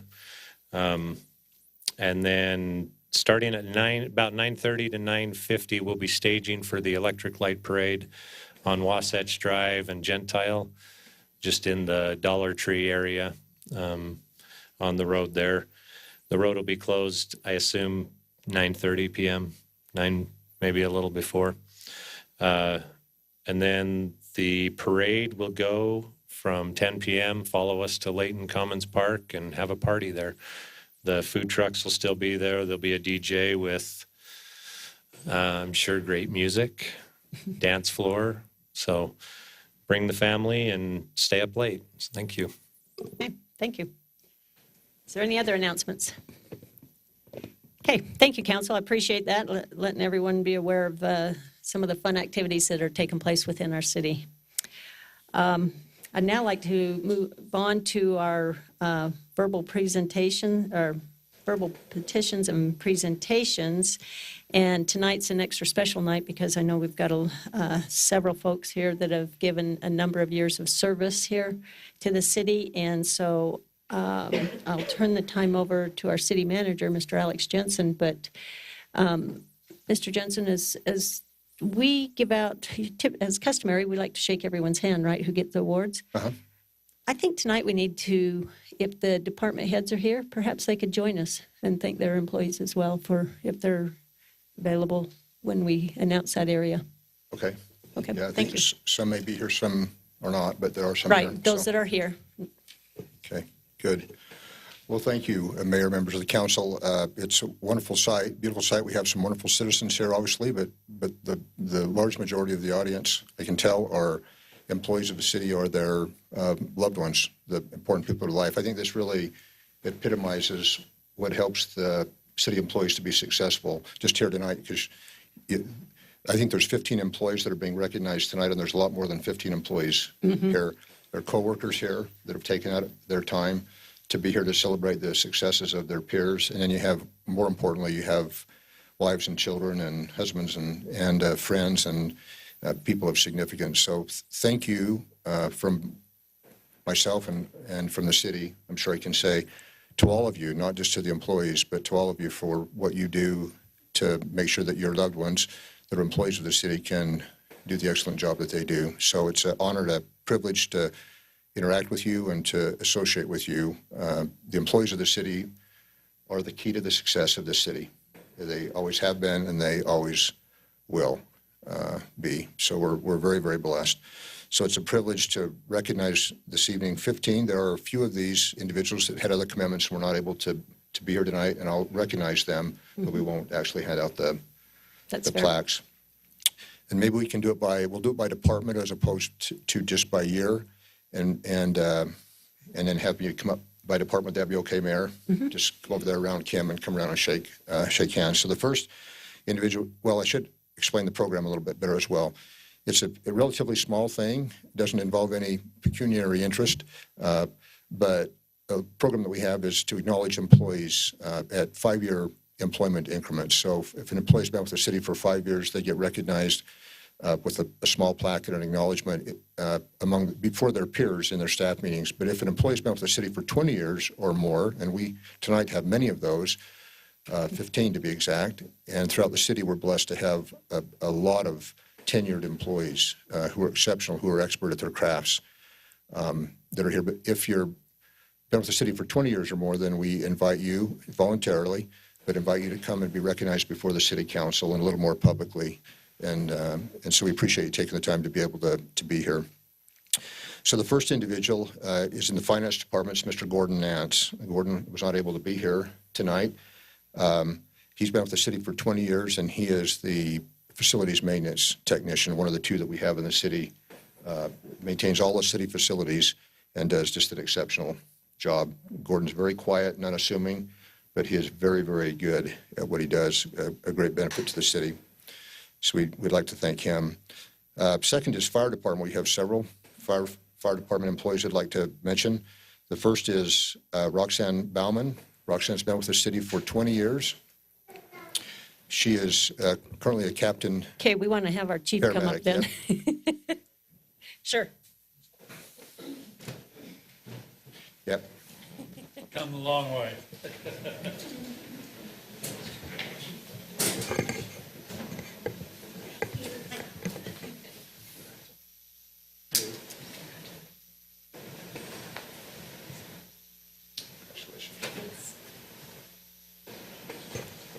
Oh, Roxanne.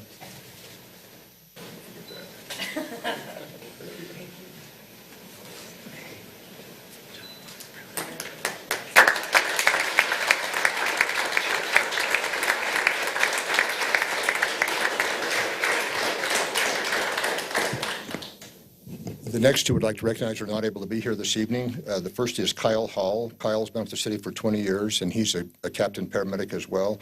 He's currently on assignment fighting wildfires in California as part of an exchange program that we have that gives our firefighters expertise in fighting wildland fires that, of course, they bring home and use if we ever have that situation or when we do have that situation. So we wish Kyle and his team, his group, the very best. Also is Mr. Luke Embley. Luke's been with the city for 20 years, and he's an engine paramedic as well. So I'd like to recognize those individuals. And then Mr. Corey Flinders. Corey has been with the city for 25 years and also is an engine paramedic and a member of the urban search and rescue team for the city.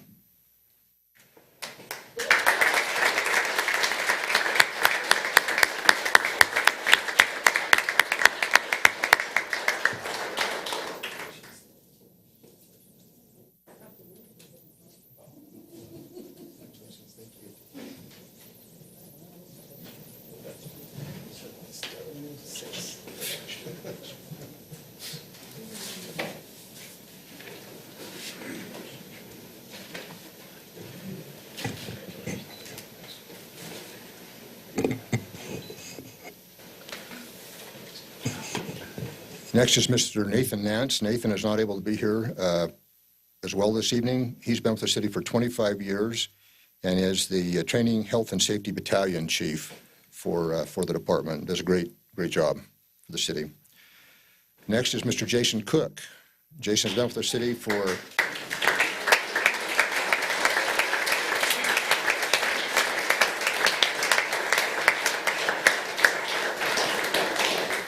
Jason's been with the city for 30 years and is our battalion chief and is the EMS battalion division battalion chief. There's been a significant evolution in the EMS services provided by the city through the last 30 years, and Jason has been a big part of that evolution. So appreciate Jason.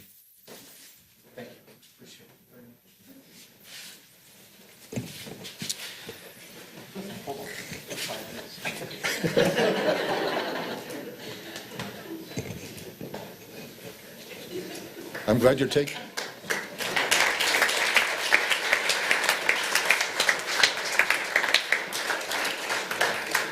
Next is Mr. Bradley Wilkes. Brad is a battalion chief and is the Special Operations Battalion Chief for the city. Been with the city for 30 years. Anything that involves construction of facilities and maintenance of facilities and equipment, Brad's up to his neck in and enjoys it. So. That's true.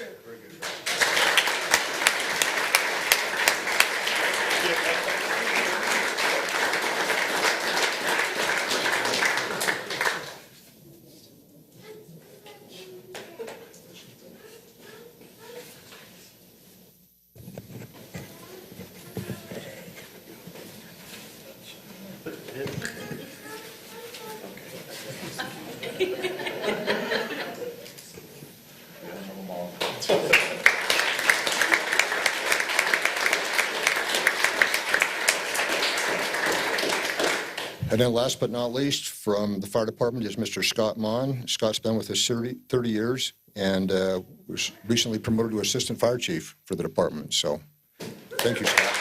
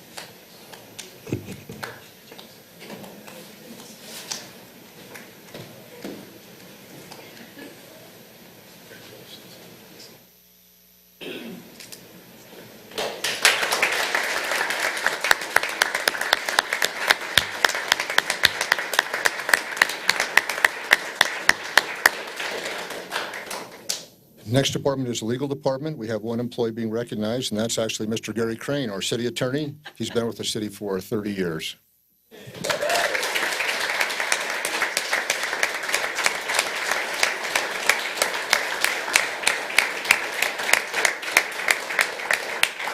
Garside, did you get the wheelchair?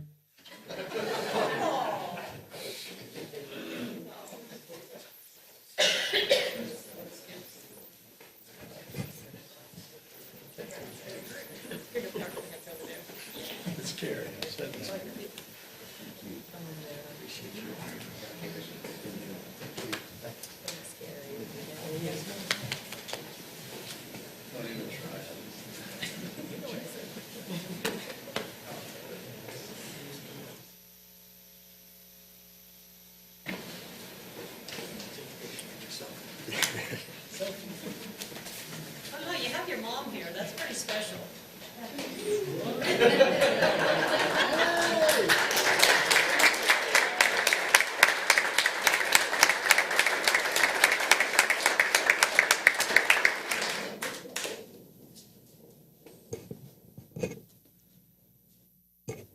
Last department I'd like to recognize is the police department.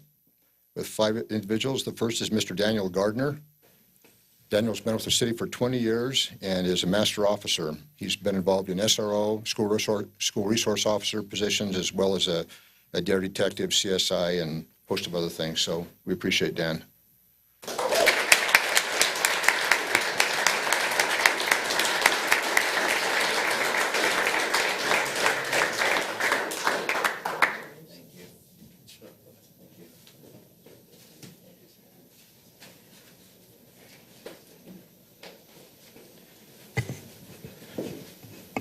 Next is Mr. Chad Jackson. Chad is not able to be here this evening as well, but is a police officer 3, I believe.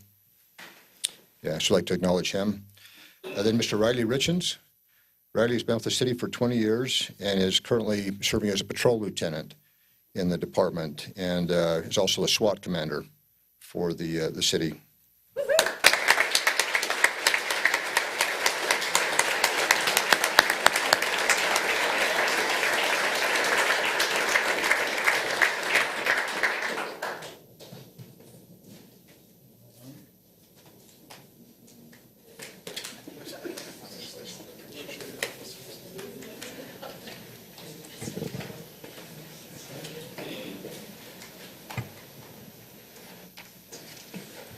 The next is Ms. Danielle Waters.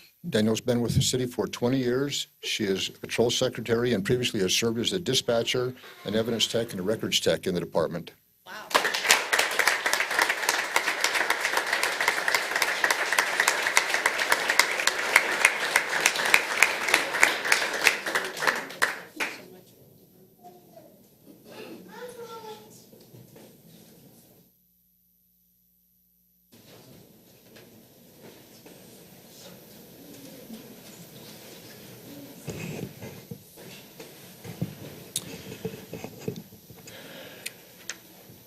And then to conclude, I'd like to recognize Ms.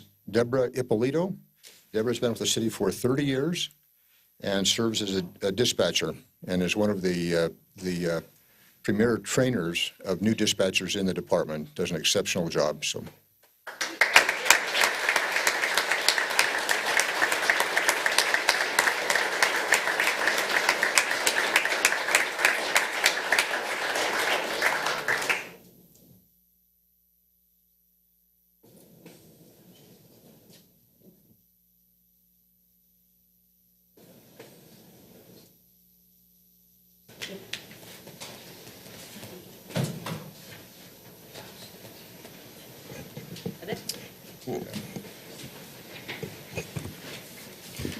Again, Mayor and Council, just thank you. The employees of the city are exceptional. I'm obviously biased, but they're better people than they are employees.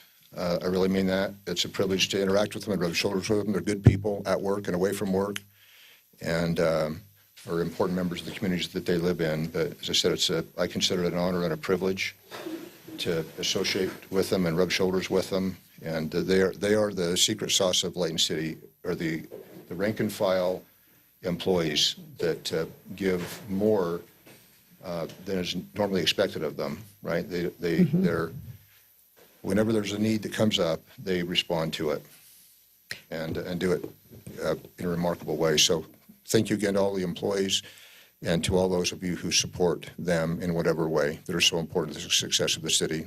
So thank you very much. Yep, I agree.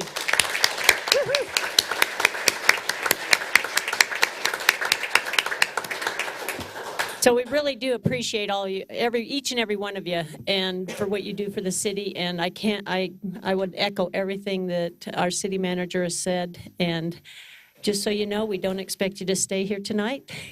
We appreciate you coming, but I hope you can go celebrate. And again, thank you for all those years of service. Cake and ice cream at Gary's house.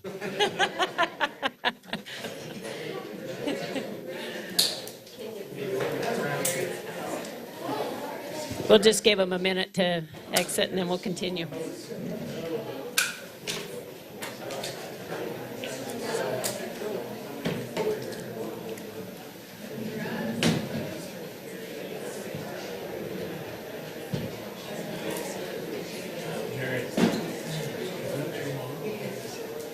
you want me to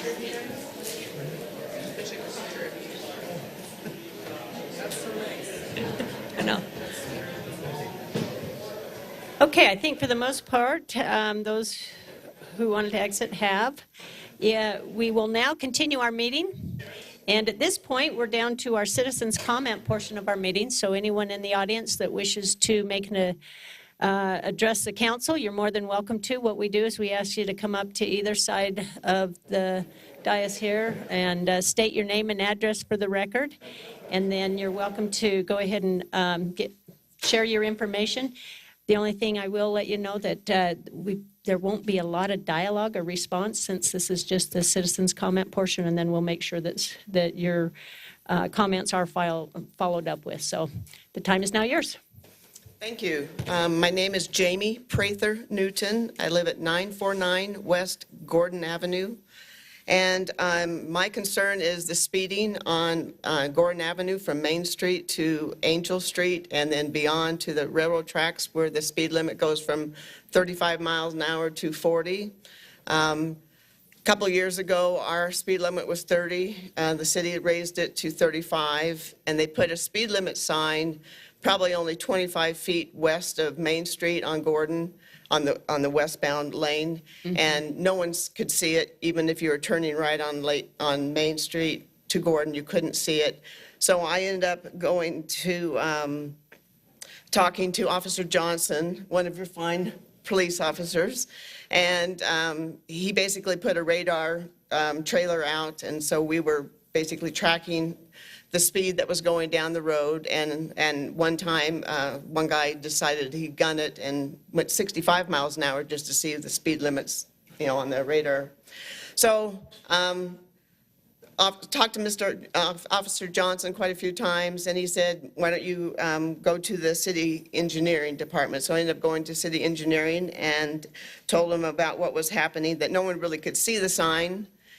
35 miles an hour. People were going at least 45 to 50 miles an hour by the time they got to my house, which is just an eighth of a mile west of Main Street. So I talked to Paul Apolloni, and he was very responsive, and he moved the sign west about 150 feet west of Main Street, so at least people would have an opportunity to look at the sign, but they're still not stopping speeding. So I would like, I had an opportunity to talk to two police officers last week on another concern, and he suggested I come here to the city council because he didn't seem to think that the police department would actually be able to do anything unless I got to talk to you guys. So my idea is to put one of these speed limit flashing electronic radar signs on Gordon, on the eastbound and westbound, because we have, it's an arterial road, I understand.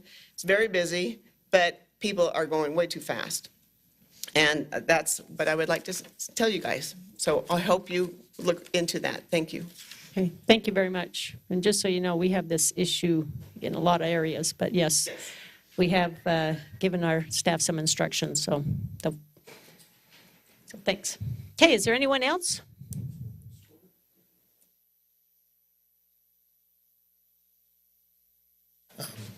Mike Clendrianis, 2601 West Gentile. If you need me to spell it. Yeah? K-O-L-N-E.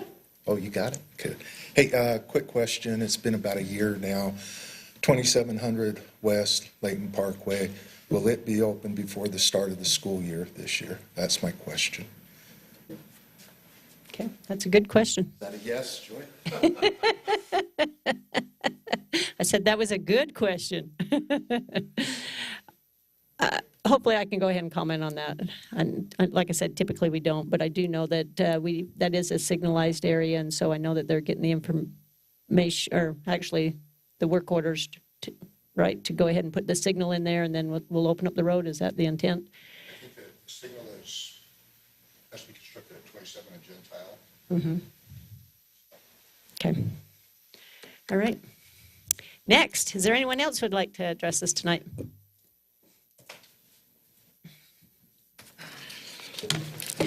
Thank you so much. I'm grateful I could come to the work meeting before this today. My name is Ivy Thompson. I'm the one that gave Luis those flyers about the water efficient landscaping ordinances that you're voting on today. And I wanted to just... Ivy? Yes. Just so you know, I should have, and I apologize, this is my error. I should have stated this when I said kind of the rules for citizens' comment. But where this item is on our public hearing tonight. Yes, thank you. I well, thought this was my only chance. Yeah, if you'd like me to come back, I will. That's why I'm saying I probably should have stated that earlier, but if you want, you can wait until we open up the public hearing, and then you can deliberate on all of that and let us know. Perfect. I will do that. Thank you so much. Okay, thanks. Okay, anyone else?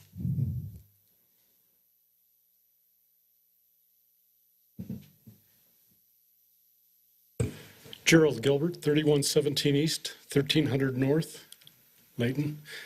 It's interesting that the employees that are being honored tonight haven't had an opportunity to come before the council before tonight, and thank the city and the employees for the attention that they gave. I live up in Snow Canyon. We had it was a pretty bad winter up there, and we had some areas that we sandbagged. City was more than gracious to allow us to come down, pick up sandbags. Appreciated that very much. And I can't believe, I wish I would have gotten their names, but during the weekend, Saturdays and Sundays both, there was employees who came around that personally checked the culverts down on my street, my backyard. A creek goes right underneath, across 3100 East, and then comes out on the other side. But I think it speaks well of the employees and the dedication, and I'm glad to see all the people. Can't believe the number of years.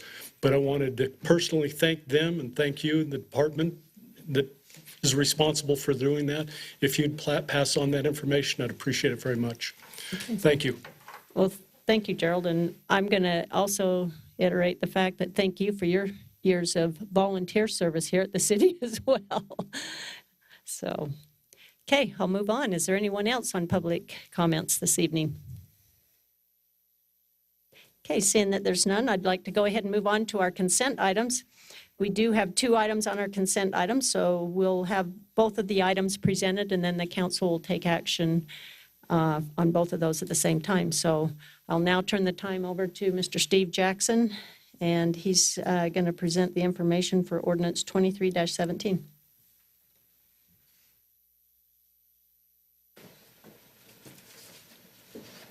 Mayor, Council, it's good to be with you tonight.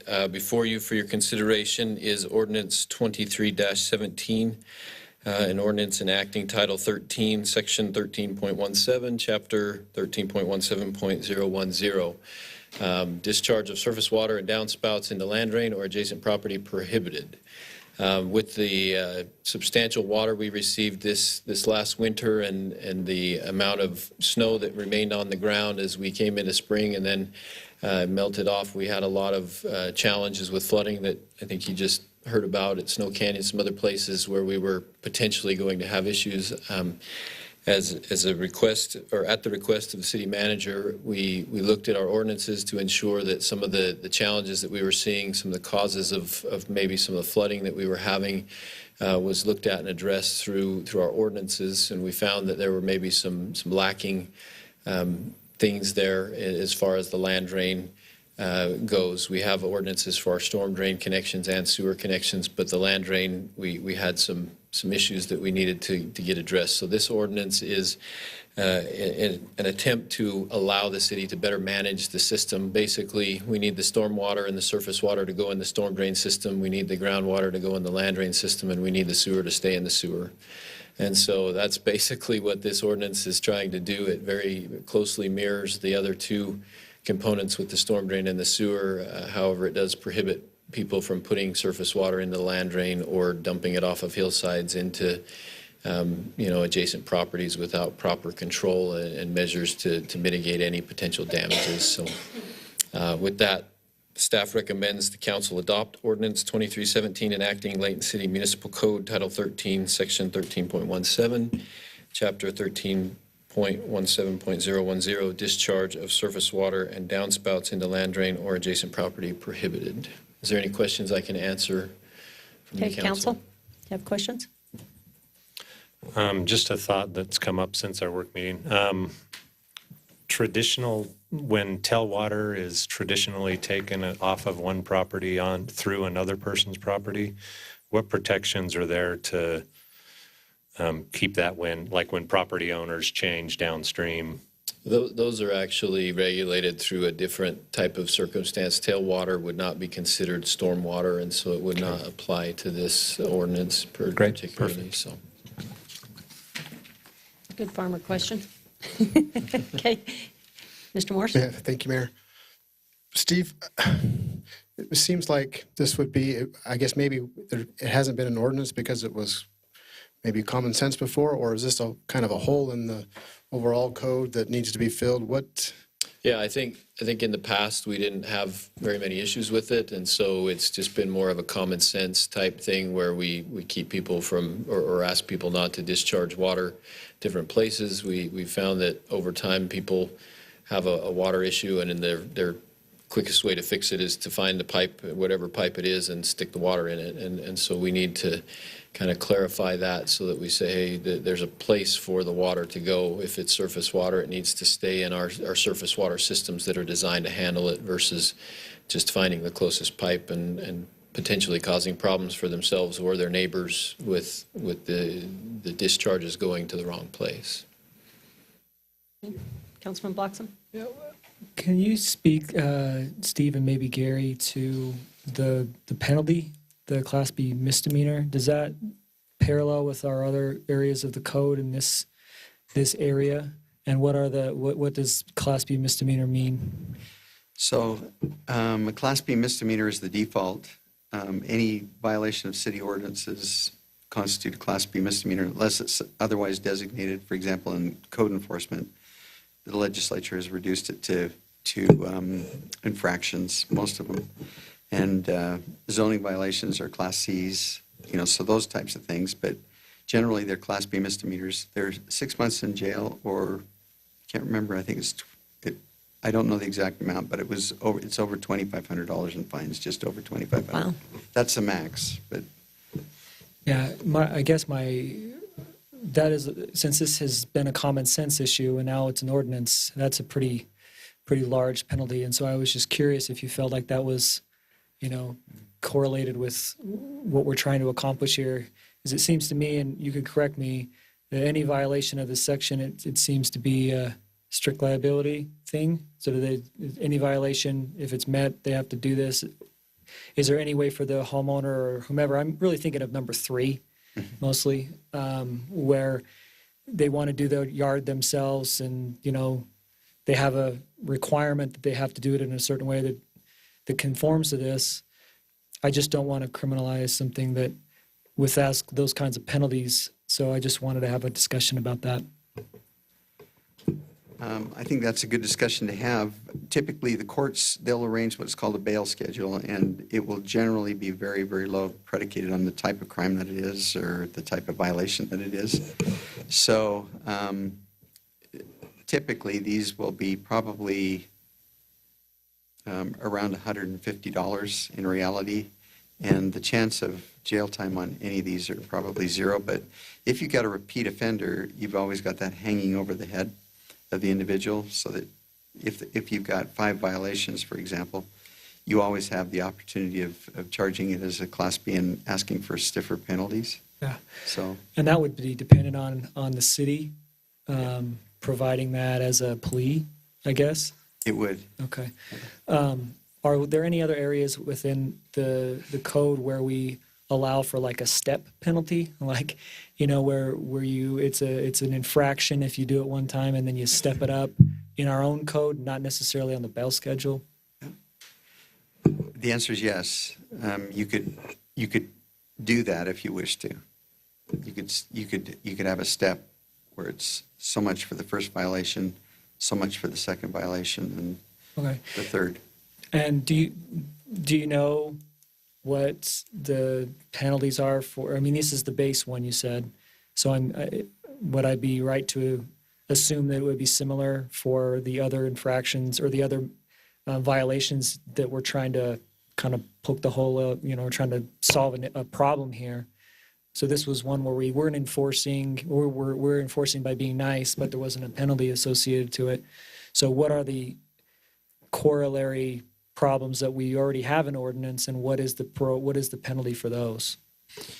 So you're talking about things like weed violations? Or just, what you mentioned. The storm drain yeah. and the Right. sanitary I'm sewer sorry. is Yeah. this same thing. Same So thing. we did have a discussion internally about whether or not that was too onerous of a penalty, and we felt like to be consistent so that we don't have one of the three systems being maybe treated separately of, oh, hey, we could do whatever we want over here because it's an infraction. We thought it would be better to leave them consistent.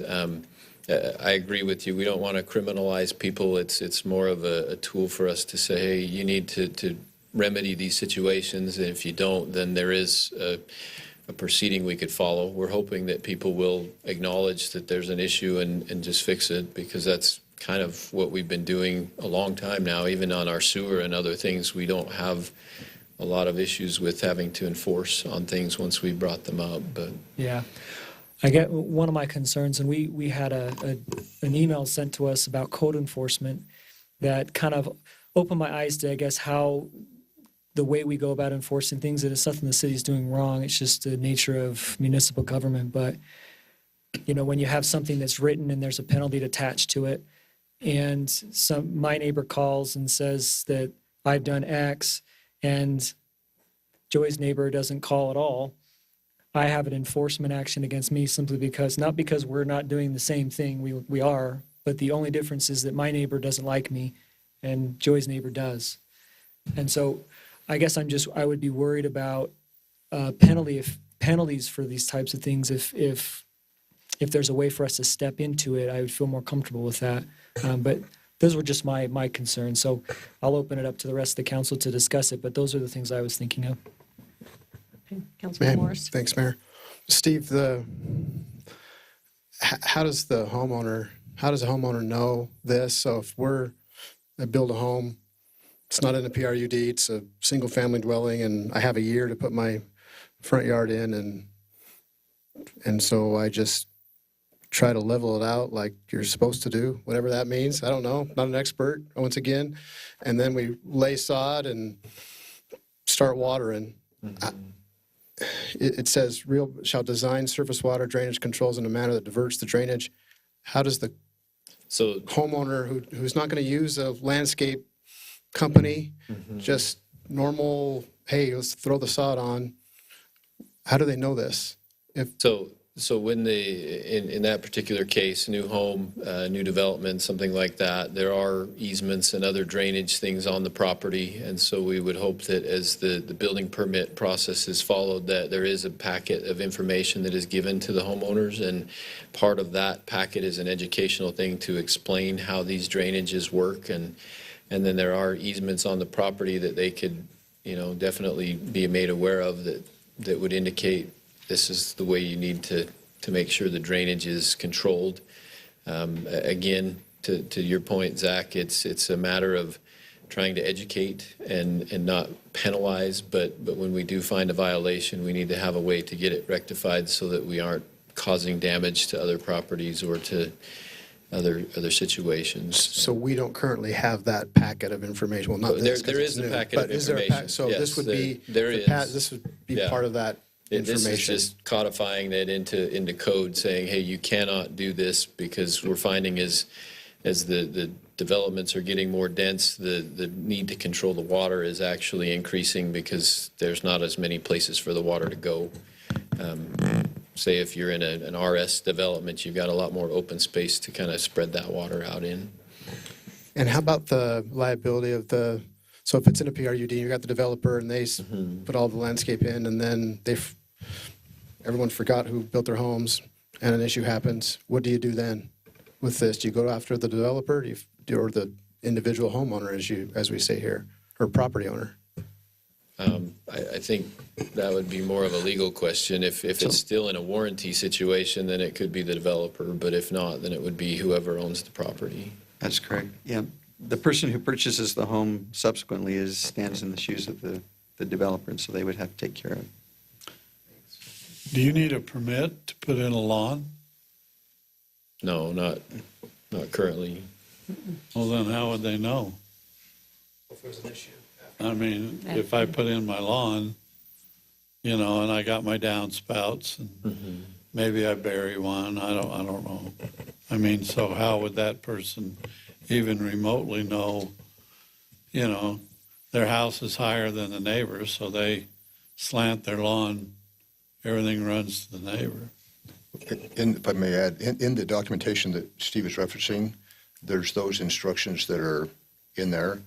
Also, not all developers or builders, but more and more, actually, because we've seen some of these as we've had these issues come up, is that as part of their contract, they will have the homeowner sign off and acknowledge that the easements that have been established in the swales and the waterways and so forth have been established per city ordinance, and that they're not to change those.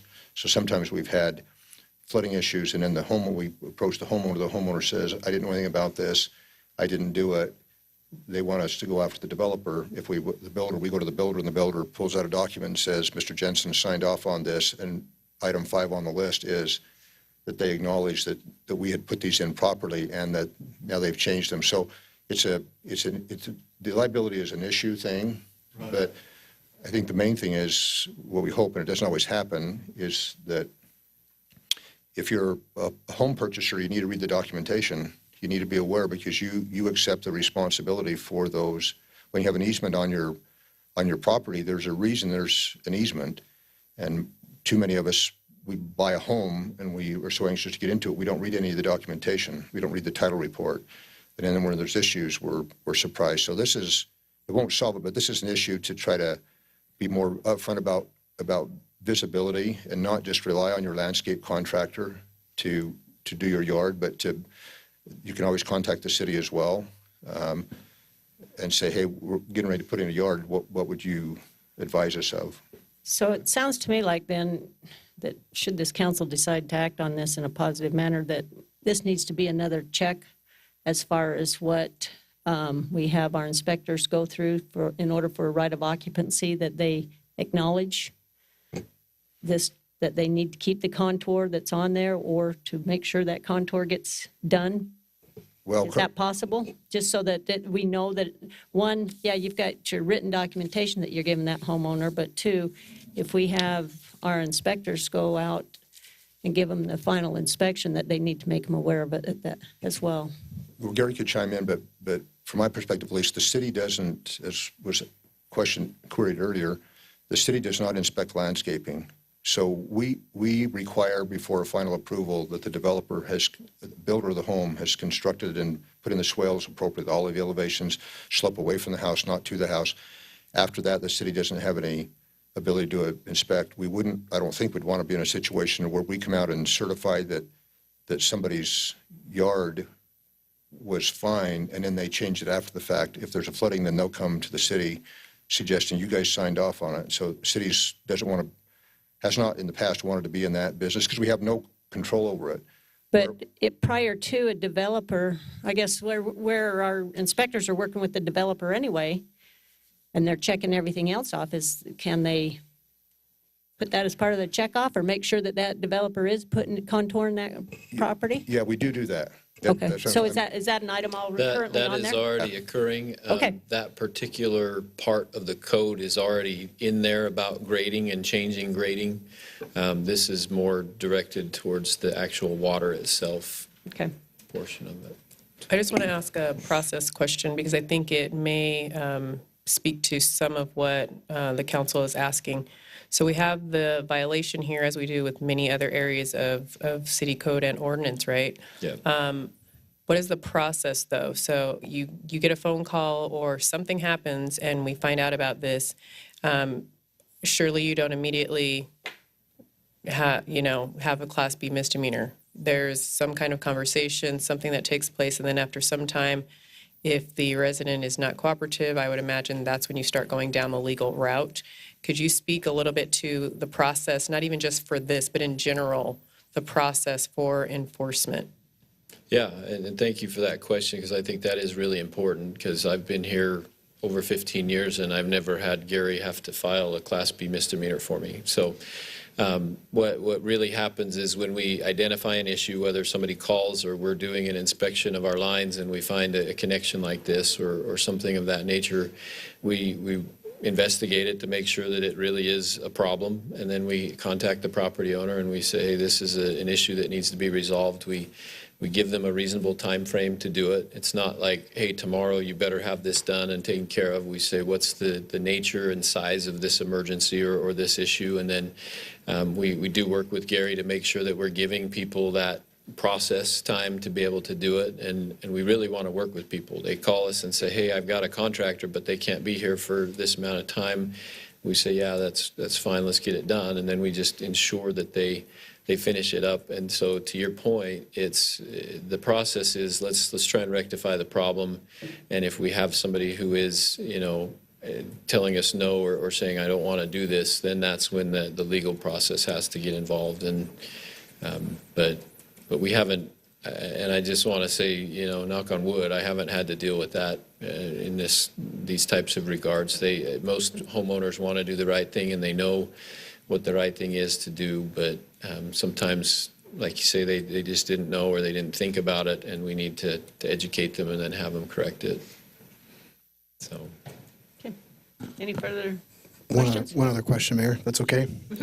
Just reading number 2 again. At the end, and this is pretty strong, but as any other unauthorized discharge into ditches or streams, does that mean there's a process for authorization for discharge? Yes. Okay. Yeah, if the owner of the ditch would have to approve any kind of discharge into the ditch, we do try to keep those things as separate as possible. We have a few places where stormwater and ditches have combined, and it's problematic for us. But you know about them. Yeah, but we didn't want to leave, just cut that off completely if there was a scenario. And then streams obviously are waters of the state most of the time, and they do need permits and other things to be discharged into.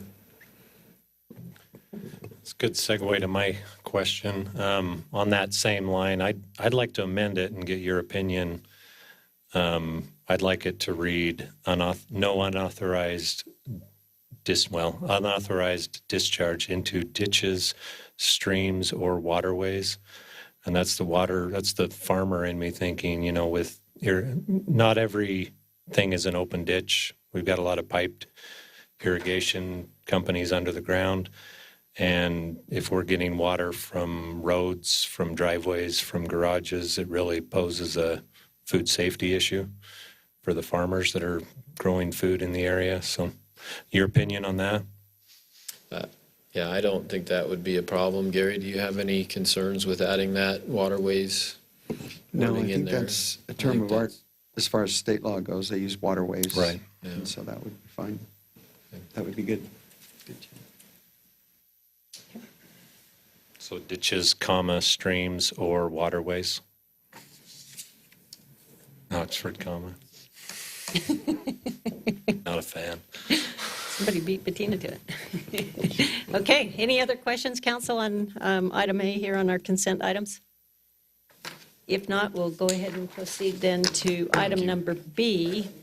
Thank you very much, Steve, for that discussion there, which is going to be presented by Chief Alan Swanson regarding the 911 Emergency Communication Center. Thank you, Mayor, City Council. Resolution 23-8, which is the resolution accepting the proposal for an agreement between Layton City and Galloway for architecture and engineering services for a new 911 Emergency Communications Center, as we discussed in the work meeting prior to this. Staff's recommendations is that the council adopt Resolution 2338, authorizing the city manager to conduct negotiations and to execute an agreement between Layton City and Galloway for architecture and engineering services for the new 911 Emergency Communications Center, Records Facility, and Emergency Operations Center. Any questions? Okay, council, do you have any additional questions? I know we had a healthy discussion in the other room, but is there anything more? No? Very good. Thank you. Okay, that concludes our consent items, so I'll bring the action back to the council regarding A and B. So council, would someone like to make a motion on our consent items tonight? Madam Mayor, I'd make a motion that we approve the consent items, ordinance 23-17, including the amendments that we discussed. Is that Correction to number 2? Is that okay, Gary? Yes, the amendment. Including the amendment discussed. In addition, item B, resolution 23-38. Okay, is there a second? Second.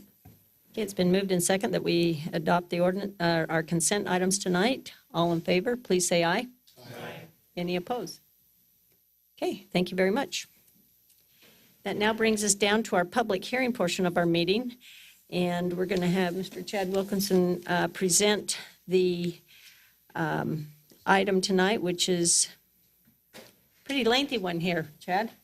You've got several items, but long and short of it, it's regarding our landscape. So with that, I'm going to have Mr.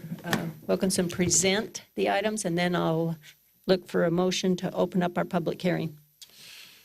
Thank you, Mayor, Council. This is a continuation of a hearing that was started on June 1st. This is the short version of what's in your packet. This is a potential water-wise update to our landscape code. There's a lot of sections of code that are impacted by this, so that's why you've got kind of a long description there. But just go through.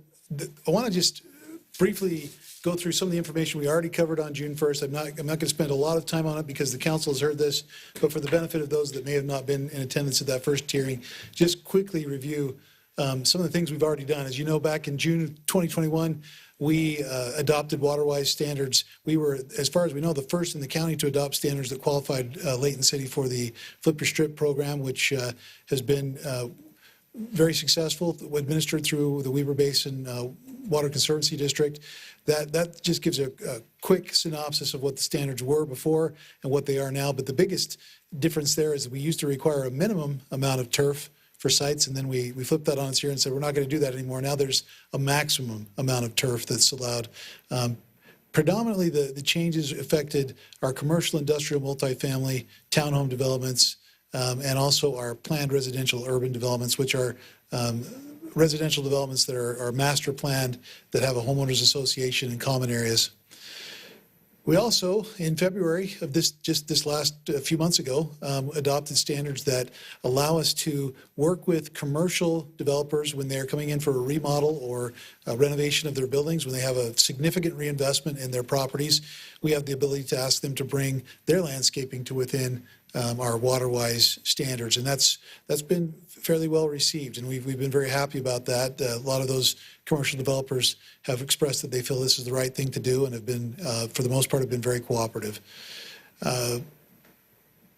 We have before you tonight the proposed or the potential amendment really has to do with a rebate program that was adopted through the state, through some legislation that was adopted in the last session, and through some rulemaking through the state that require for cities and for citizens of cities to be able to participate in this particular rebate, that cities change their ordinance to prohibit, or I guess to restrict, new development, new single-family development to 35% of turf within their front and side yard, and to restrict the placement of any turf in parking strip areas and areas that are less than 8 feet in width. These are just quick requirements. One thing that's, I think, been a little bit surprising to folks that we've talked to on the phone about this rebate requirement is that it's not just a simple open-ended rebate. There are requirements that have to be met, including some inspections, some landscape plans, various things that have to be done in order to qualify for that program. So this is just a very quick chart that shows compliance with those Weber Basin requirements. You can see that our PREDs, townhomes, commercial, industrial, institutional, all already, in fact, in some cases exceed that requirement from that ordinance. But for our single-family homes, the notable difference is that back in 2021, the council at the time felt it important to maintain some ability for people to have flexibility in these standard single-family home subdivisions to be able to install landscaping according to their desires. Now, what we did is we took away any impediment or obstacle for someone installing water-wise landscaping, but we did not make that a mandate. This is, again, the potential ordinance that is before you. We were instructed by the council at our last meeting in June to go back to Weber Basin and to have a discussion with them about potential options for maybe a different way of administering this in order for the different citizens to be able to take advantage of the rebate. We had a very good, positive meeting where the Weber Basin's a good partner with the city. They were very willing to listen to us, listen to our various concerns, and to some of the things that they weren't aware of that we're doing for water conservation right now in the city. Particularly, we think that we're one of the first in the state, certainly in Davis County, to have these commercial requirements that go through and require compliance during some of these renovations that get a lot of that non-functional turf off of the system and replaced with water-wise landscaping. So they were very happy to hear about that. They did say that based on the rules that had been adopted by the state, that there wasn't a lot of flexibility that was there for them to administer that program, and that they would have to continue to have those same requirements for citizens of Layton to be able to qualify for that rebate program. We went through some of the concerns that staff have about this particular amendment. It really comes down to, again, the discussions that were had in 2021 about providing flexibility for these single-family homes. The real reason for that is that with a PRUD development, multifamily, townhome, industrial, commercial, those developments have a master developer that installs the landscaping as part of their approval process. Single-family homes are given the ability to have flexibility, and not just flexibility in what they put in, but also some flexibility in the timing of that. They're not required to have that landscaping in place when they move into the home. That allows people to get into the home during winter months, or just give them time to design their own style of landscaping for their home. In that case, again, they have the option, if they wish, to put in water-wise landscaping, but they also are not required to do that. So that was something that was important to the council back in 2021, was to provide some of that flexibility while taking away any obstacles to people that had that individual choice to install those types of landscapes. One other thing I didn't go into, and I have the ordinance here, we can go into any amount of detail that you'd like, the potential ordinance.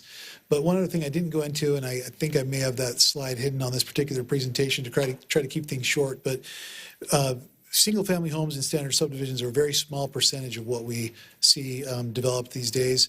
And because of that, we are capturing real water conservation because our PRUD subdivisions already exceed that standard that's been required for compliance with this rebate program. That's most of the subdivisions we're seeing, 80 to 90% of those subdivisions that we see now are these PRUD subdivisions. And so we are, or townhome or multifamily developments. So we are seeing real water savings from that standard that's already in place.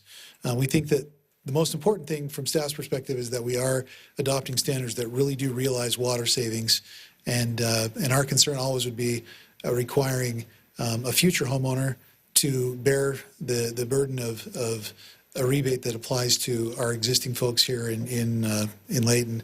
We are supportive if the council feels that this is something that's important to them as a policy decision, and they feel like this is good policy.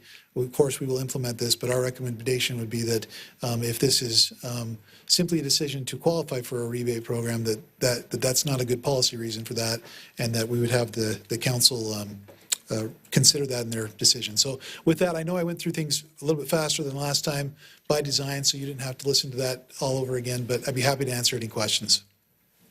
Okay, council, do you have any questions? I do have one question. Chad, if you could go back to the proposed ordinance. So on item C2, it says 35% coverage of plant materials, et cetera. I believe on the water savers the rebate requirement, is it at a minimum of 35% coverage? That's right, yeah. One of the things, and this slide really speaks to that, this was a discussion we had at the Planning Commission. And the Planning Commission, by the way, and you knew this from before, but in our staff report we also included that theirs was a split recommendation. While they did recommend approval, there was some significant concern expressed by a couple of the planning commissioners about adopting this. But that being said, to explain that difference, this 35 is a minimum. We had some discussion about whether we wanted to require additional landscaping. The slide on the left shows what that 50% coverage would look like. The slide on the right shows the other one. What our discussion boiled down to was, if you require just 35% landscape material, then someone could put in that maximum amount of turf they're allowed and nothing else. And so the discussion at Planning Commission was, do we want to require them to have a little bit more coverage so that some of those areas that are not in turf would also have to have landscape material? The recommendation that came forward to the council was no. We would just, they were fine with that 35% being what that number would be, that overall number. So that would allow someone to potentially just install the maximum amount of turf that's allowed and nothing else as far as their landscaping goes. So that's the explanation for that difference in number. So what we see here is basically bare minimum. So if this were to change, the slide on the right or the visual on the right would be bare minimum to qualify for the rebate. But someone could do more than 35% plant coverage if they chose to do so. Yeah, plant coverage but not turf. Yep. Right. Yep. Okay. Any others? Yeah, Chad, one of the reasons that you mentioned in terms of like the real water savings we're getting, it's from the commercial and the incentive to, if they're going to make changes, that they waterwise it and that we get real benefits from that. Wouldn't that same logic hold to this? Because if it's just a small portion of our single-family areas that are going to be impacted for new residents, but imposing this this new ordinance on the citizens as a whole potentially would have the same effects as the commercial, because we would have thousands of people throughout the city who would be able to qualify for this, that they have maybe turf that they're not using, that they could qualify for the rebate. Seems to me a similar logic about why, and I agree, why the commercial program has worked as a real water savings policy, and this is independent of the rebate. But the rebate could have an effect on people's ability if it's citywide and they can qualify for it as an existing homeowner, that we would have similar savings, and it would be a real water savings as a whole. Does that make sense?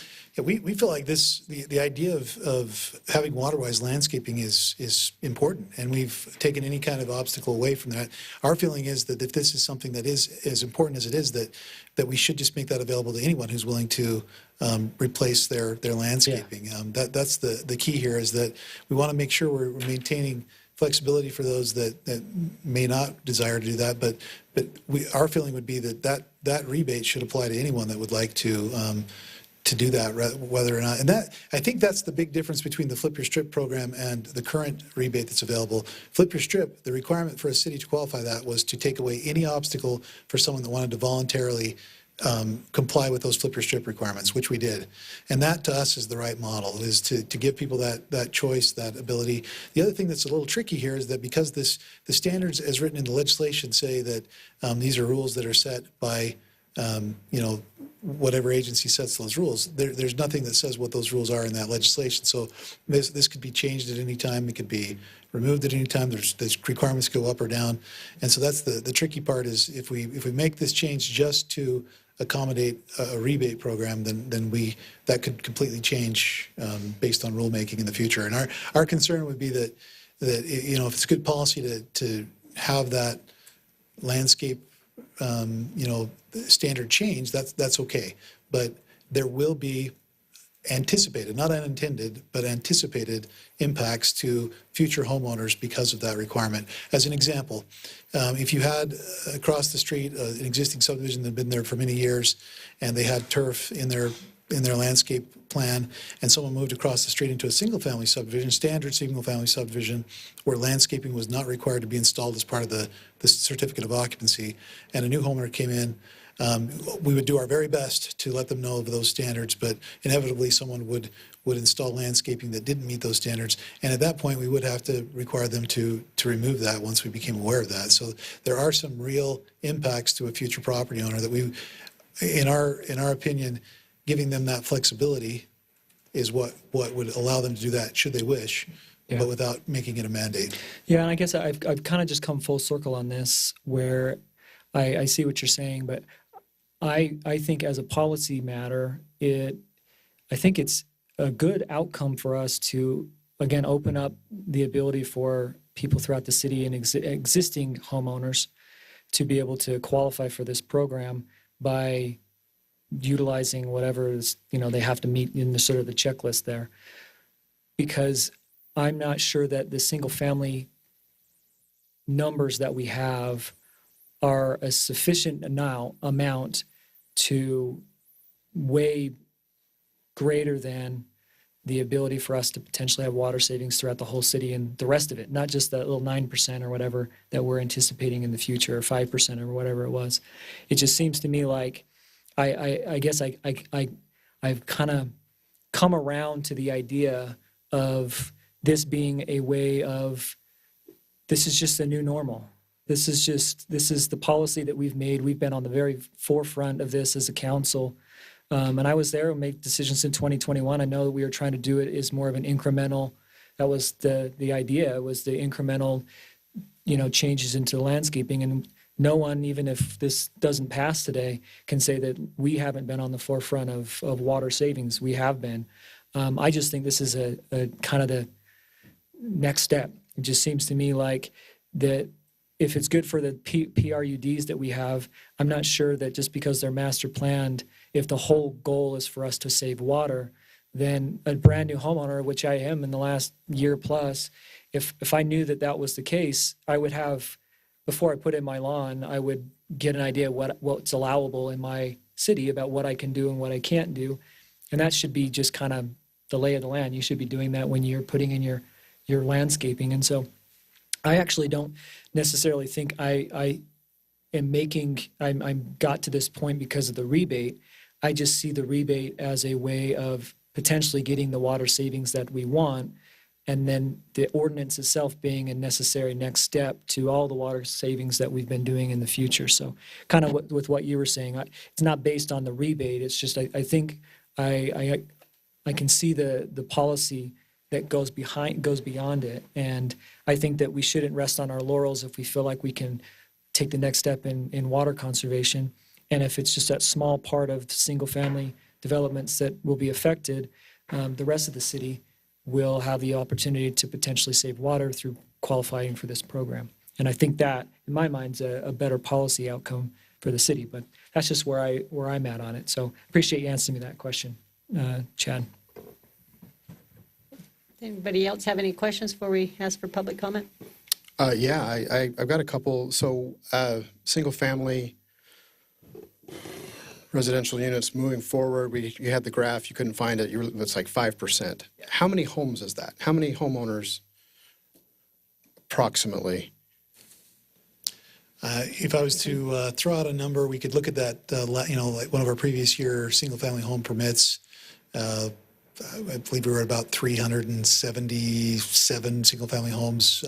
Some of those were within a PRED, so I can't separate those out, but that could give you an idea. So you'd be looking at, and that could change. We're talking about market conditions, but that would be a typical year just in the last few years of that many units. You'd have that many potentially that would be required to meet that. Yeah, no, my concern with this has been conservation, and cities conserved last year over 1.2 billion gallons of water, and we know how to conserve. We've shown it, and so I with this, it's. And we had the conversation earlier in the work session about the state legislature passing laws that are, it's one size and it's going to have to fit everybody. And that's disheartening for our city, at least for me, in that we've already done all of these things. We've done what makes sense where it makes the most sense. I agree. And yet it seems like we're being penalized as a city, being told, hey, here's what you have to do.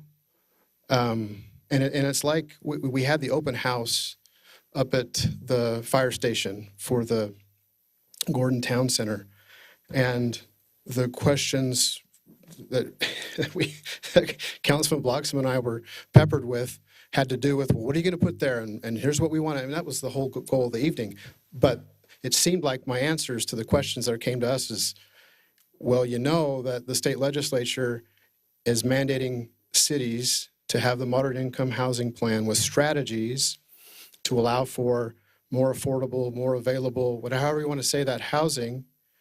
And it was blanketed to everybody. At least they gave us kind of a list of, we could pick and choose what we wanted to do. But it's a mandate. And my concern is that if other cities don't follow that plan or those plans, that eventually there's going to be centralized planning, that the state legislature is like, hey, we just talked about it earlier in the work session. And cities or states are already doing that, taking that away from municipal government. And when I say that, meaning we represent the 82,000 residents of Layton City, you're taking that away from them to govern the city. It's a similar thing where we tell people, yeah, if you're going to build a home in Layton, here's what you have to, it's not just water conservation, it's plant material, it's this sort of sprinkling system, and you can only use pop-ups here, but you got to use drip systems. It's the mandate just for a new homeowner. I don't understand. I understand, but it doesn't sit well with me. And to allow the cities to make a choice, because we're able to make a choice here, but we're taking a choice away if we say, yeah, we should do this. Yeah, we have the choice, but we're taking choice. We're actually now mandating from what the state's mandating to us, and we don't like it when they do it, but yet here we are. And to have a carrot, and that's why we asked you to talk to Weber Basin. I get that the law was the law. However, Weber Basin tried to change it to have plant material in the park strip. I mean, and then they came back and said, oh, no, we don't want to do that during the planning commission part of this. And so that was if they're open to that, well, maybe that's why I wanted you to negotiate with them. So I get that, I guess we can't. But that's where I am. It's tough. And I feel bad that that's how it has to be with the state. But I applaud the efforts of the city. I applaud the efforts of every resident in the city to conserve water. The Flip Your Strip, we've had great response, I believe, to that. When we did it ourselves as a family, it made sense. But it was water conservation. It was, we don't have enough water, don't use it. Not, hey, conserve. Who's to say that the 400 or so residents who, if we decide to do this, that they're going to conserve water with that landscape in their yard? You can still overwater, or you can still, it's those who really want to conserve will do it, and not because of a rebate, I feel. Just my thoughts. Okay, that's well stated. Anyone else before we ask for public comment? Just one more, if I can, Madam Mayor. So one of the Councilman Morris brought up this. I didn't quite get to it when I was talking, but you mentioned the market's going to dictate what type of developments come in. The big two that we just have approved over the last little while, the Jenkins property and the Destination Homes property developments, were both PRUDs. And we've seen the percentage of PRUDs increase just drastically. And that's another one of my points, is that if the market's bearing out PRUDs anyway, then the number of new single-family homes in standard subdivisions is going to be decreasing, even as we see the numbers. And so the outcome of this program actually, in a little while, if development's not providing standard subdivisions, which they don't want to do anymore because they want to get the density bonus and they want to get more lots on there, I just don't foresee there being a situation where standard subdivisions are what people go for. And so in the end, I don't know if there's really going to be a lot of the consequences that we think, because the market's going to bear out on that percentage. And then the last thing I would say on the rulemaking, we can't just dictate what happens with the rulemaking. They just make the rules and they decide what they're going to do. What we're trying to do is we're trying to get our ordinances in line with what the state says is an allowable standard for them to be able to conserve water and to be a part of this program. If those rules are in place for these residents for this year, they'll be able to do it.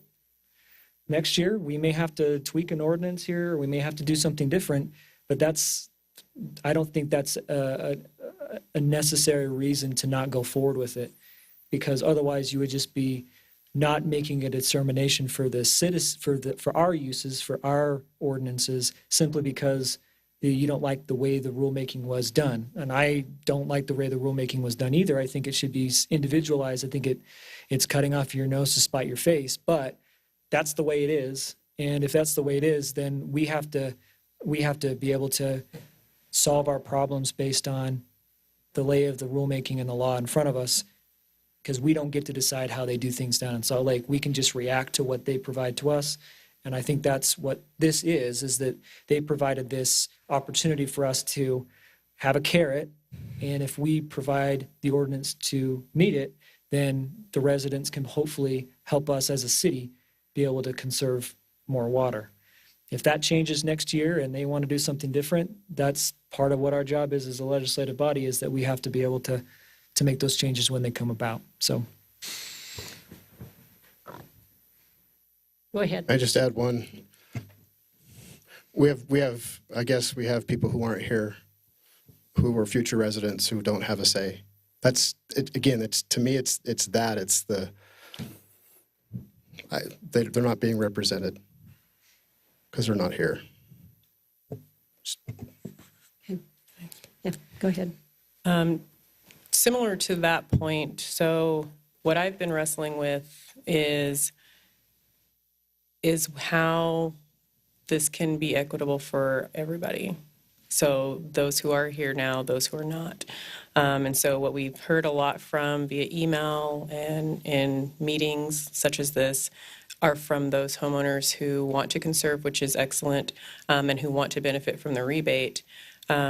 I'm, again, thinking about these new homeowners who are probably first time, maybe they're not, I don't know.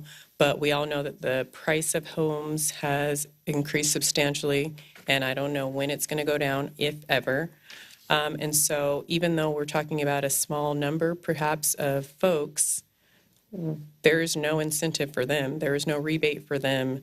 And so we're dealing with our existing homes. Many of us who have purchased homes and did not purchase them at the prices that they are now.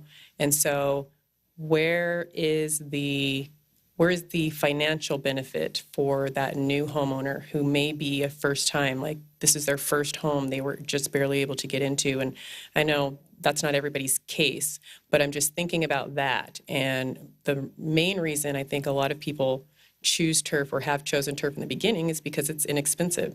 And even though you have a year, I know that was changed. It used to be 18 months. You have a year to get your front lawn installed, because you don't want to be that home on the block that has no lawn and is blowing dirt all over the place. And so people do what they can afford to do. And so I'm just thinking about that, like how do we equitably enforce or create something that's going to benefit everyone? I think generally people want to conserve, and I think they do. We have, rock in our home. Rock is expensive. Even water-wise planting, they're beautiful, but all of these things are expensive, which is why I understand why the current residents are saying, hey, let's get this in now so we can benefit from it. It's twice as much as it was before, and we're going to be able to do this, which is great. But I'm thinking about that new homeowner, where now if we do enact this, not that they don't want to, they probably do. And even in a year's time, it's expensive. And so just thinking about imposing a requirement where maybe they put in turf, and then when they can afford it, whenever that is, like us. I mean, we couldn't afford to put the rock in we wanted to put in when we first built our home. And so later on, we did that. We didn't have incentives, but we wanted the look, we wanted the conservation. And so that's my concern. Not that I personally do not agree that conservation is the goal, and that's what we want to do. I'm just thinking about how do we do this and not just stick it to whoever is coming after. And if at some point the legislature requires us to make these further restrictions, might I remind us all that our PRUD, those ordinances are already more restrictive than what this rebate or this program is requiring. So it's not that we think it's a bad idea. I'm just thinking about how do we do this and make provision for everybody who loves Layton and wants to live in Layton, to not have the lawn on the block that looks the worst, to not be that family that can't afford to have whatever it is we're requiring them to have. So those are some of my thoughts, and, I'll just leave it at that. Okay, those are good. Any others? Okay, I'm going to go ahead and open the time up for any public comment, and I'll correct myself. We did have the public meeting opened at our last meeting and kept it open, so I don't need a motion now, so you're welcome to come up to the podium and once again state your name and address for the record and go ahead and share your thoughts with us.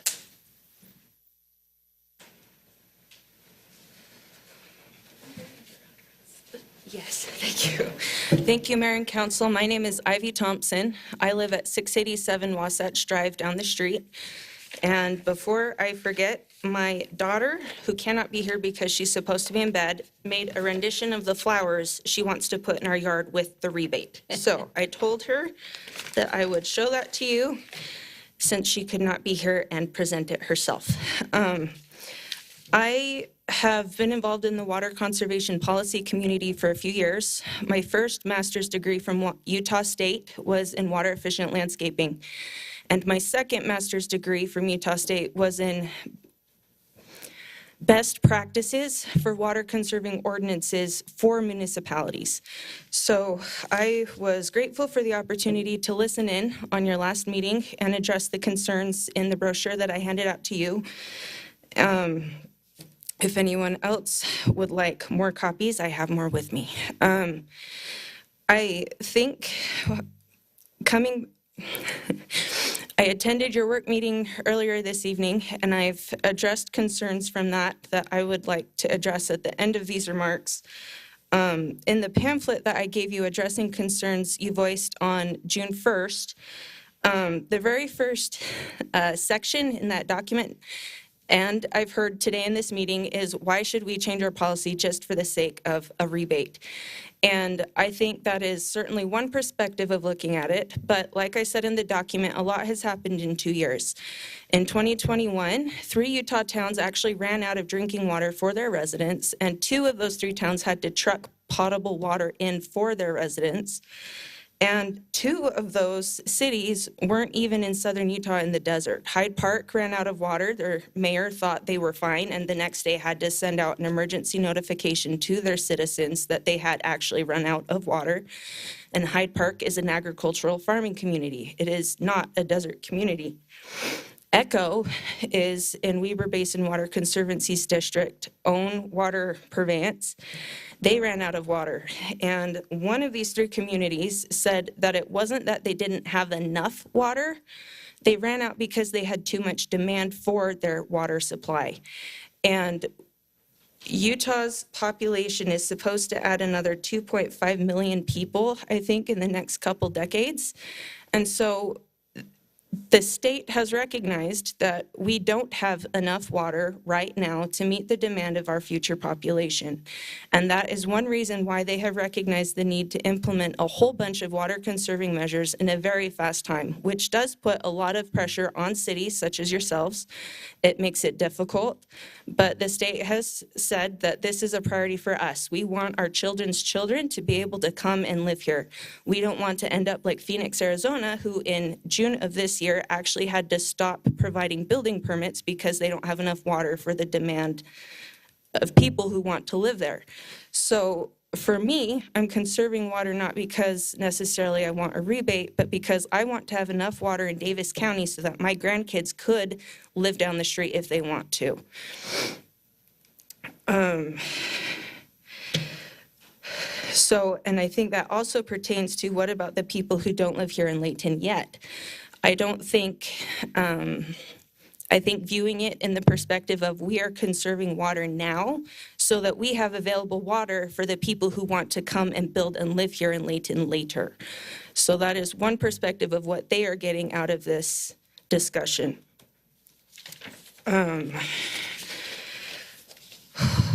Okay, I really appreciated Councilman Bloxham's comments about how we are enabling greater water conservation throughout the city by passing these ordinances.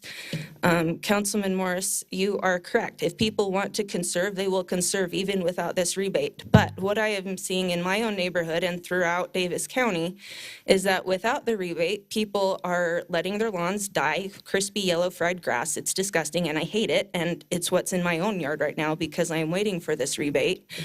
Or because they don't know what else to do, they're tearing out all their grass and replacing it with rock or gravel, which is creating further heat islands and making our temperatures hotter than they already are. And if they do actually put plants in, more than not, those plants are not well adapted for the increased heat that is created by that gravel mulch that they're planted in. And so the plants fry up and crispy and die also. So what I really appreciate about these ordinances and standards that Utah has provided, the state of Utah has provided, is they are incentivizing people to put in landscapes that are attractive and that they'll be able to maintain for the long term rather than just letting people have gross front yards. I also really appreciate how the only requirements mandated in future development pertain to the front and side yards where most people don't spend their time. There are absolutely no restrictions from these ordinances pertaining to the backyards on these future residences. And I think that's where most homeowners spend the majority of their time. It's promoting functional lawn usage. And for most people, 35% of their front and side yards is plenty of lawn and turf to use. Someone asked if other cities in Davis County have passed these ordinances. 10 out of the 15 cities in Davis County have.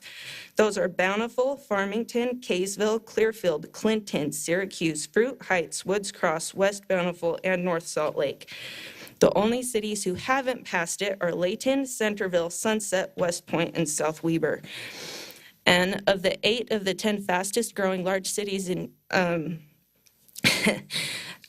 out of Utah's top 10 large cities growing the fastest in Utah, 8 of those have already adopted these ordinances so that their citizens qualify for the rebate. There are specific reasons. These are best practices that the ordinances are required to do. So I really doubt that the state would ever loosen restrictions. They would probably implement further restrictions, but they're not going to back off what these are. The 8-foot width is to prevent inefficient irrigation, and as was discussed earlier, the park strips is consistent with Layton's earlier decision to implement the Flip Your Strip program. To address some of your concerns mentioned in the work meeting, one of the discussions was that there wasn't ongoing funding for this incentive, and that is incorrect. In Senate Bill 118 that provided for this program, they allocated $5 million in one-time funding, but also $3 million ongoing funds from the general fund to provide for this bill. So they're not going to say, please get your citizens to do this and then yank your funding. There is continued funding for this program. Let's see. Councilman Morris asked about HOAs in the work meeting today. There were actually several bills passed in this legislative session addressing HOAs and encouraging and legislating water conservation in HOAs.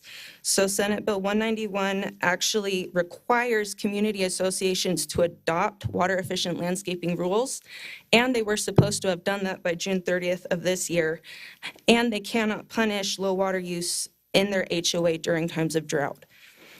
House Bill 450 said that associations cannot prohibit a single-family homeowner from installing water-efficient landscaping on their lot. Someone asked about that in the work meeting. That same bill also said that an association can still restrict or prohibit use of specific plant materials, but they cannot restrict use of water-efficient plant materials. That same bill, HB 450, said that an association cannot require an owner to have more than 50% vegetative coverage that is not water efficient plant material. So our legislation is certainly pushing for more water conservation, and I'm doing it because I want my grandkids to be able to live here. And I really encourage you to pass these ordinances. Thank you. Okay, thank you. Is there anyone else in the audience that would like to speak on this topic?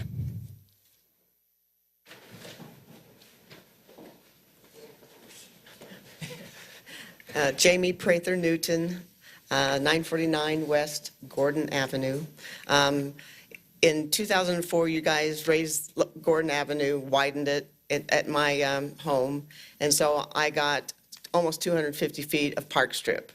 And at that time, most everybody put it in grass, but I put it in perennials and bulbs, and it's absolutely beautiful, and it's been in for 19 years, and a lot of the plants have been there for 19 years.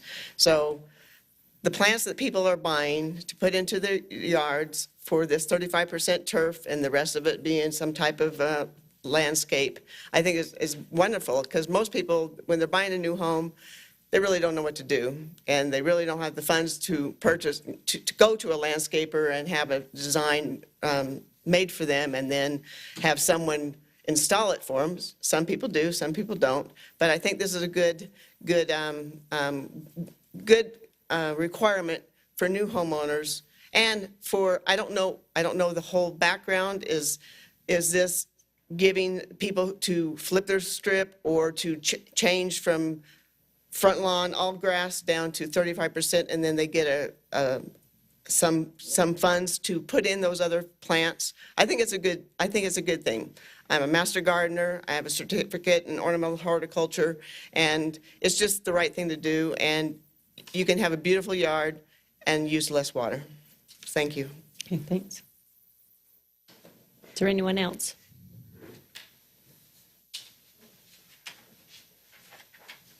Okay, seeing that there's no other comments, I'm going to bring it back to the council for any additional deliberation or action, which if you choose to, make sure you close the public hearing and then state the ordinance. And Yeah, I have a comment, okay. if that's okay. Yes, Thanks, that's what I Mayor. said. I'll bring it back for additional comments. One of the things we talked about in the work session with the League of Cities and Towns was and I appreciate the presentation from Ivy. Thank you. And she mentioned it as well, just this onslaught of do this, do this, do this, do this, without let's see how it goes. Let's see what happens. Let's the results of some of these things we aren't going to see for a little bit. And so I posed the question in the work session, since we have our secondary water system through Weber Basin. I mentioned that, and that we get an allotment based on the size of our lot, and so I know electronically through the water meter of what we're using on our lawn to the hour. And in fact, one of the days a couple weeks ago, I get an alert from my text alert that I've set up for that you've got a leak. I'm like, what are you talking? So I get on and it doesn't show I have a leak. So I call Weber Basin and they're like, yeah, so some of those texts went out erroneously. You don't have a leak. So it's to that degree to know. And so the studies, when we'll go back to last legislative session, I guess it was, Gary, where we were mandated once again to install meters, secondary water meters. And thankfully, it wasn't an unfunded mandate, that there was monies available for the municipalities and the other water providers, secondary water providers or districts to be able to apply for grant funding to help up to 70%, I think it was. And then you'd have to come up with the rest, which we were one of the first to apply. Thank you. And we're approved for that. And so we have this now, the 3,000 or so water meters from the beginning that I believe we're installing. We don't, that conservation is going to be ongoing. It's going to be even more than what we know now, because we know from what they told us that when you meter something, like we do at our house, now I know. And so if I want to conserve, I know how to do it. We're setting that up in the city for conservation, or for our secondary services to be able to eventually know how much water is being used and be able to conserve. So there is future savings of water in the city. There's future savings. I am not arguing the plant material. I'm not arguing that none of this makes sense, because it all makes sense to me. My concern, yet again, is that we're mandating this and we're saying, nope, you've got to do it this way. And it seems like the pressure for this should be at the state level, saying, hey, have you talked to the cities? What's going on? What? And individual cities have individual, we're different. We're different than Bountiful. We're different than Centerville. We're different than Kaysville. We're different. And I want to respect those, if those property rights of those people to be able to your point, have flexibility in their front yards and their side yards. That's important to me. But I also want to make sure that we give time for those meters so that we know how much water is being conserved. We have the master water plan. This council also, and it was generational, assumed the system we're talking about from Case Creek Irrigation Company and water rights to be able to make sure that we have water in the future. It was part of the whole plan. And we've got projects in the system now, or on the process now, of being able to add more secondary service to the western part of the city to allow people not to have to use culinary water. Once again, if it's going to be metered as things are going. Yeah, oh, that's a good point, Mayor. But it's going to be metered so that we'll be able to know of this. There is a plan put together to make sure that we have water in the future. Is it guaranteed? Well, no, obviously. We don't control Mother Nature. But we also, along the Wasatch Front here in Layton, we've got our 5 deep water wells that hopefully the aquifers being filled up as we speak with all of the water that we received. We're able to have we have biowater from Weber Basin, water from our wells, hopefully converting more people to secondary because of the vision that the council has had and the staff for many years of the reservoir system that we have here that we're blessed with from those who came before. We're talking about, like, once again, looking into the future. We're going to conserve more water. And I think my concern, once again, with this is the policy of taking someone's choice away before they even get here. And then secondarily, I guess, to Councilwoman Smith Edmondson's point, we're being hammered on allowing for affordable housing, yet just to set up a lawn like this, I'm sure it's going to cost more than laying down turf. And issues we have to decide tonight. But that's where I'm coming from. I think it's sound, and I think we need to give time to our system and to see as we continue to conserve. But so thank you. I guess that wasn't even a question. It was just a comment. It's okay. It's okay. You could have closed the meeting and we could still have comment. Or the public. Go ahead. That's true. Would you like me to do that? I can close the public hearing. That'd be great. The only comment I want to make, 2 comments again. Ivy, I do appreciate your packet, just addressing some of the concerns. I had a lot of them on June 1st, but your packet did address some of those, so I appreciate that. And also you coming in, providing that information to us.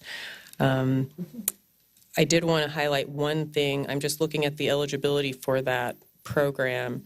And I know you mentioned specifically, there are people who are letting their grass die because, it's crunchy. But this rebate program has a lot of requirements.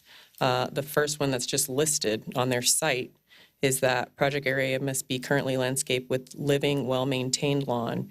If lawn has been killed or removed prior to a pre-conversion site visit, you are not eligible for this program. That's just one of the many eligibility requirements, which I think is great because as you spoke and as well as the other resident, I'm sorry, I can't remember your name, spoke, that, you all have experience, you have knowledge, you know what you're doing. I can speak to some neighbors, not mine personally, people I would not incriminate, but who have done exactly what you said, where they've taken out their entire lawn and they put in rock and they put in plant.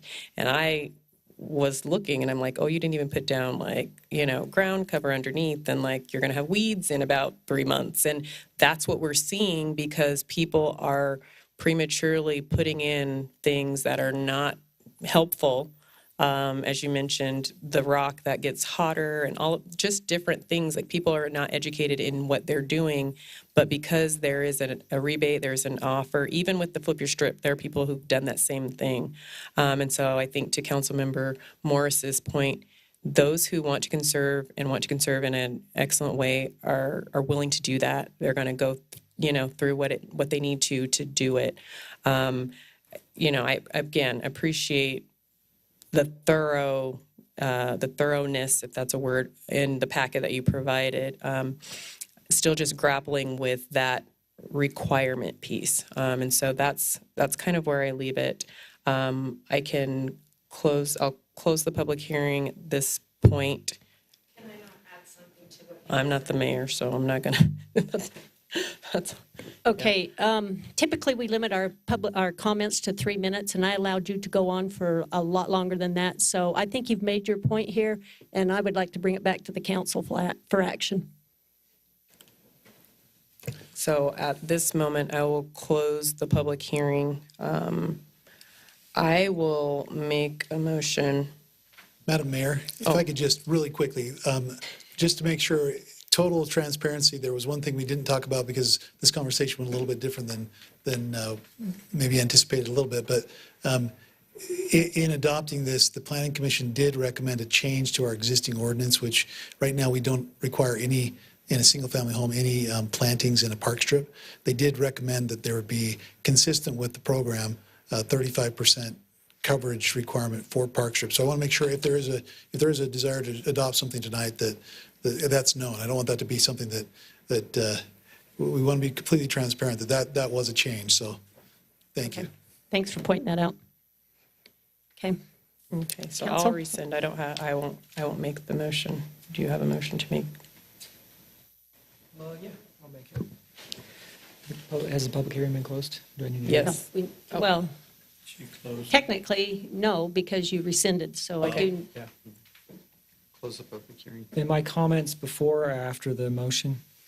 You can make I'd close the public hearing and then make your motion and then add whatever comments you want during the course of that. Madam Mayor, I move that we close the public hearing and approve ordinance 23-10, proposed amendments to our municipal code. Is there a second? Second. Okay, it's been moved in second. Can I speak to that now? We can then, yes, I can add additional deliberation at this point. And that's what I was trying to move that forward earlier. That was my point. But go ahead. I'll allow you guys to discuss this amongst yourselves because this is a pretty important decision to make. And I want to make sure you're comfortable with it and you're making the right decision. Yeah, no, and I appreciate the discussion. Thanks, Chad, for providing not just the discussion from last meeting, but your deliberations with Weber Basin Water and then discussions here and answering all of our questions. Very much appreciate that. I think this is a good policy for the city for the reasons that I mentioned before, but I also think that we need to make sure that we are, with respect to my council members, make sure that we are representing first and foremost the people who already live here in the city. And mandating is a difficult word, but the way I look at this is that by prohibiting or not passing this ordinance, we are prohibiting current residents from potentially enacting incentivized waterwise landscaping that they may not be able to do if they don't receive some sort of financial incentive to do. And so we've gone back and forth on this. We've had lots of discussions. So I certainly understand, all of what both of you had said, and I think there's merit to it. I just think when weighed in the balance, I think that our goal is real water savings, and I think that this is the market's going to take PRUDs in a way that we've seen through the data, and that I think that the new homeowners that come into the city in the standard subdivision, if that happens, it's a very small number of residents in a city of 82,000 people. And I think that by passing this ordinance, we would have the opportunity to potentially have additional water savings throughout the whole city, which we know what that number is in existing residents, that they would have the ability to potentially qualify for these programs. And that, I think, is the purpose of this as a policy, is to try to get more water savings. And so I would urge that we approve this motion and pass this ordinance, because I think it's best for the city. One point of clarification, maybe, Chad, if you could. So I know that they have to go through the approval process, and there's several steps that they have to go through, and it is time consuming. At the same time, I believe the maximum amount that they get is $2.25 per square foot, but is there a ceiling on how much are they going to cap it per residence? Are you aware of anything like that? I'm not. I'm sorry, Mayor. I don't know if there's a cap or not on that. $2.50 per square foot. Okay. I'll stand corrected on that. Okay, so. I'm not aware of one, but yeah, there might be. Okay. All right. Okay. Does anybody else want to comment here or defend your position on how you're going to vote? I mean, like I said, I respect each and every one of you, and I want you to feel good about your decision that you're making tonight.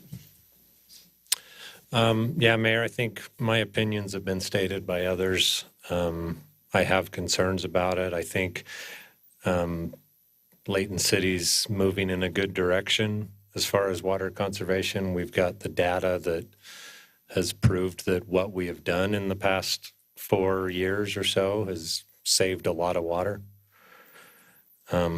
But also I look at it in my home or in my business. If I have a leak, if I have several leaks, I'm going to fix the biggest one first. And I think we've made efforts to do that with the commercial, with PRUD. And I think this has more, I don't know if they're unintended, because we've talked about the potential concerns in the future with this ordinance. But I think it's got more problems to it in my mind than benefits. So I'm not in favor of it at this time. Anyone else wish to state their comment before I take Gary, do I take a roll call vote? Roll call vote. Yeah. So, okay. If not, I'll go ahead and take the roll call vote on this. Councilmember Morris? Before I vote, just once again, I appreciate the actually being able to talk about this and have a discussion amongst us and not have it be someone telling us, here's what you need to do. This is what we're supposed to do. Mm-hmm. So I appreciate the input from those who reached out about the rebate. I guess I just wish that when this was passed that similar discussions would have happened. So I'm going to vote. I'm going to vote no.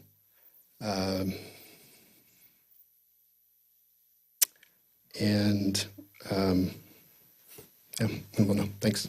Okay, thank you. Councilman Thomas?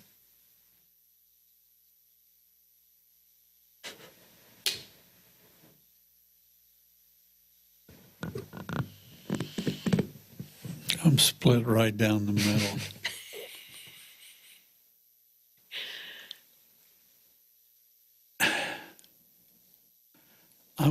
I'm going to vote no with reservations.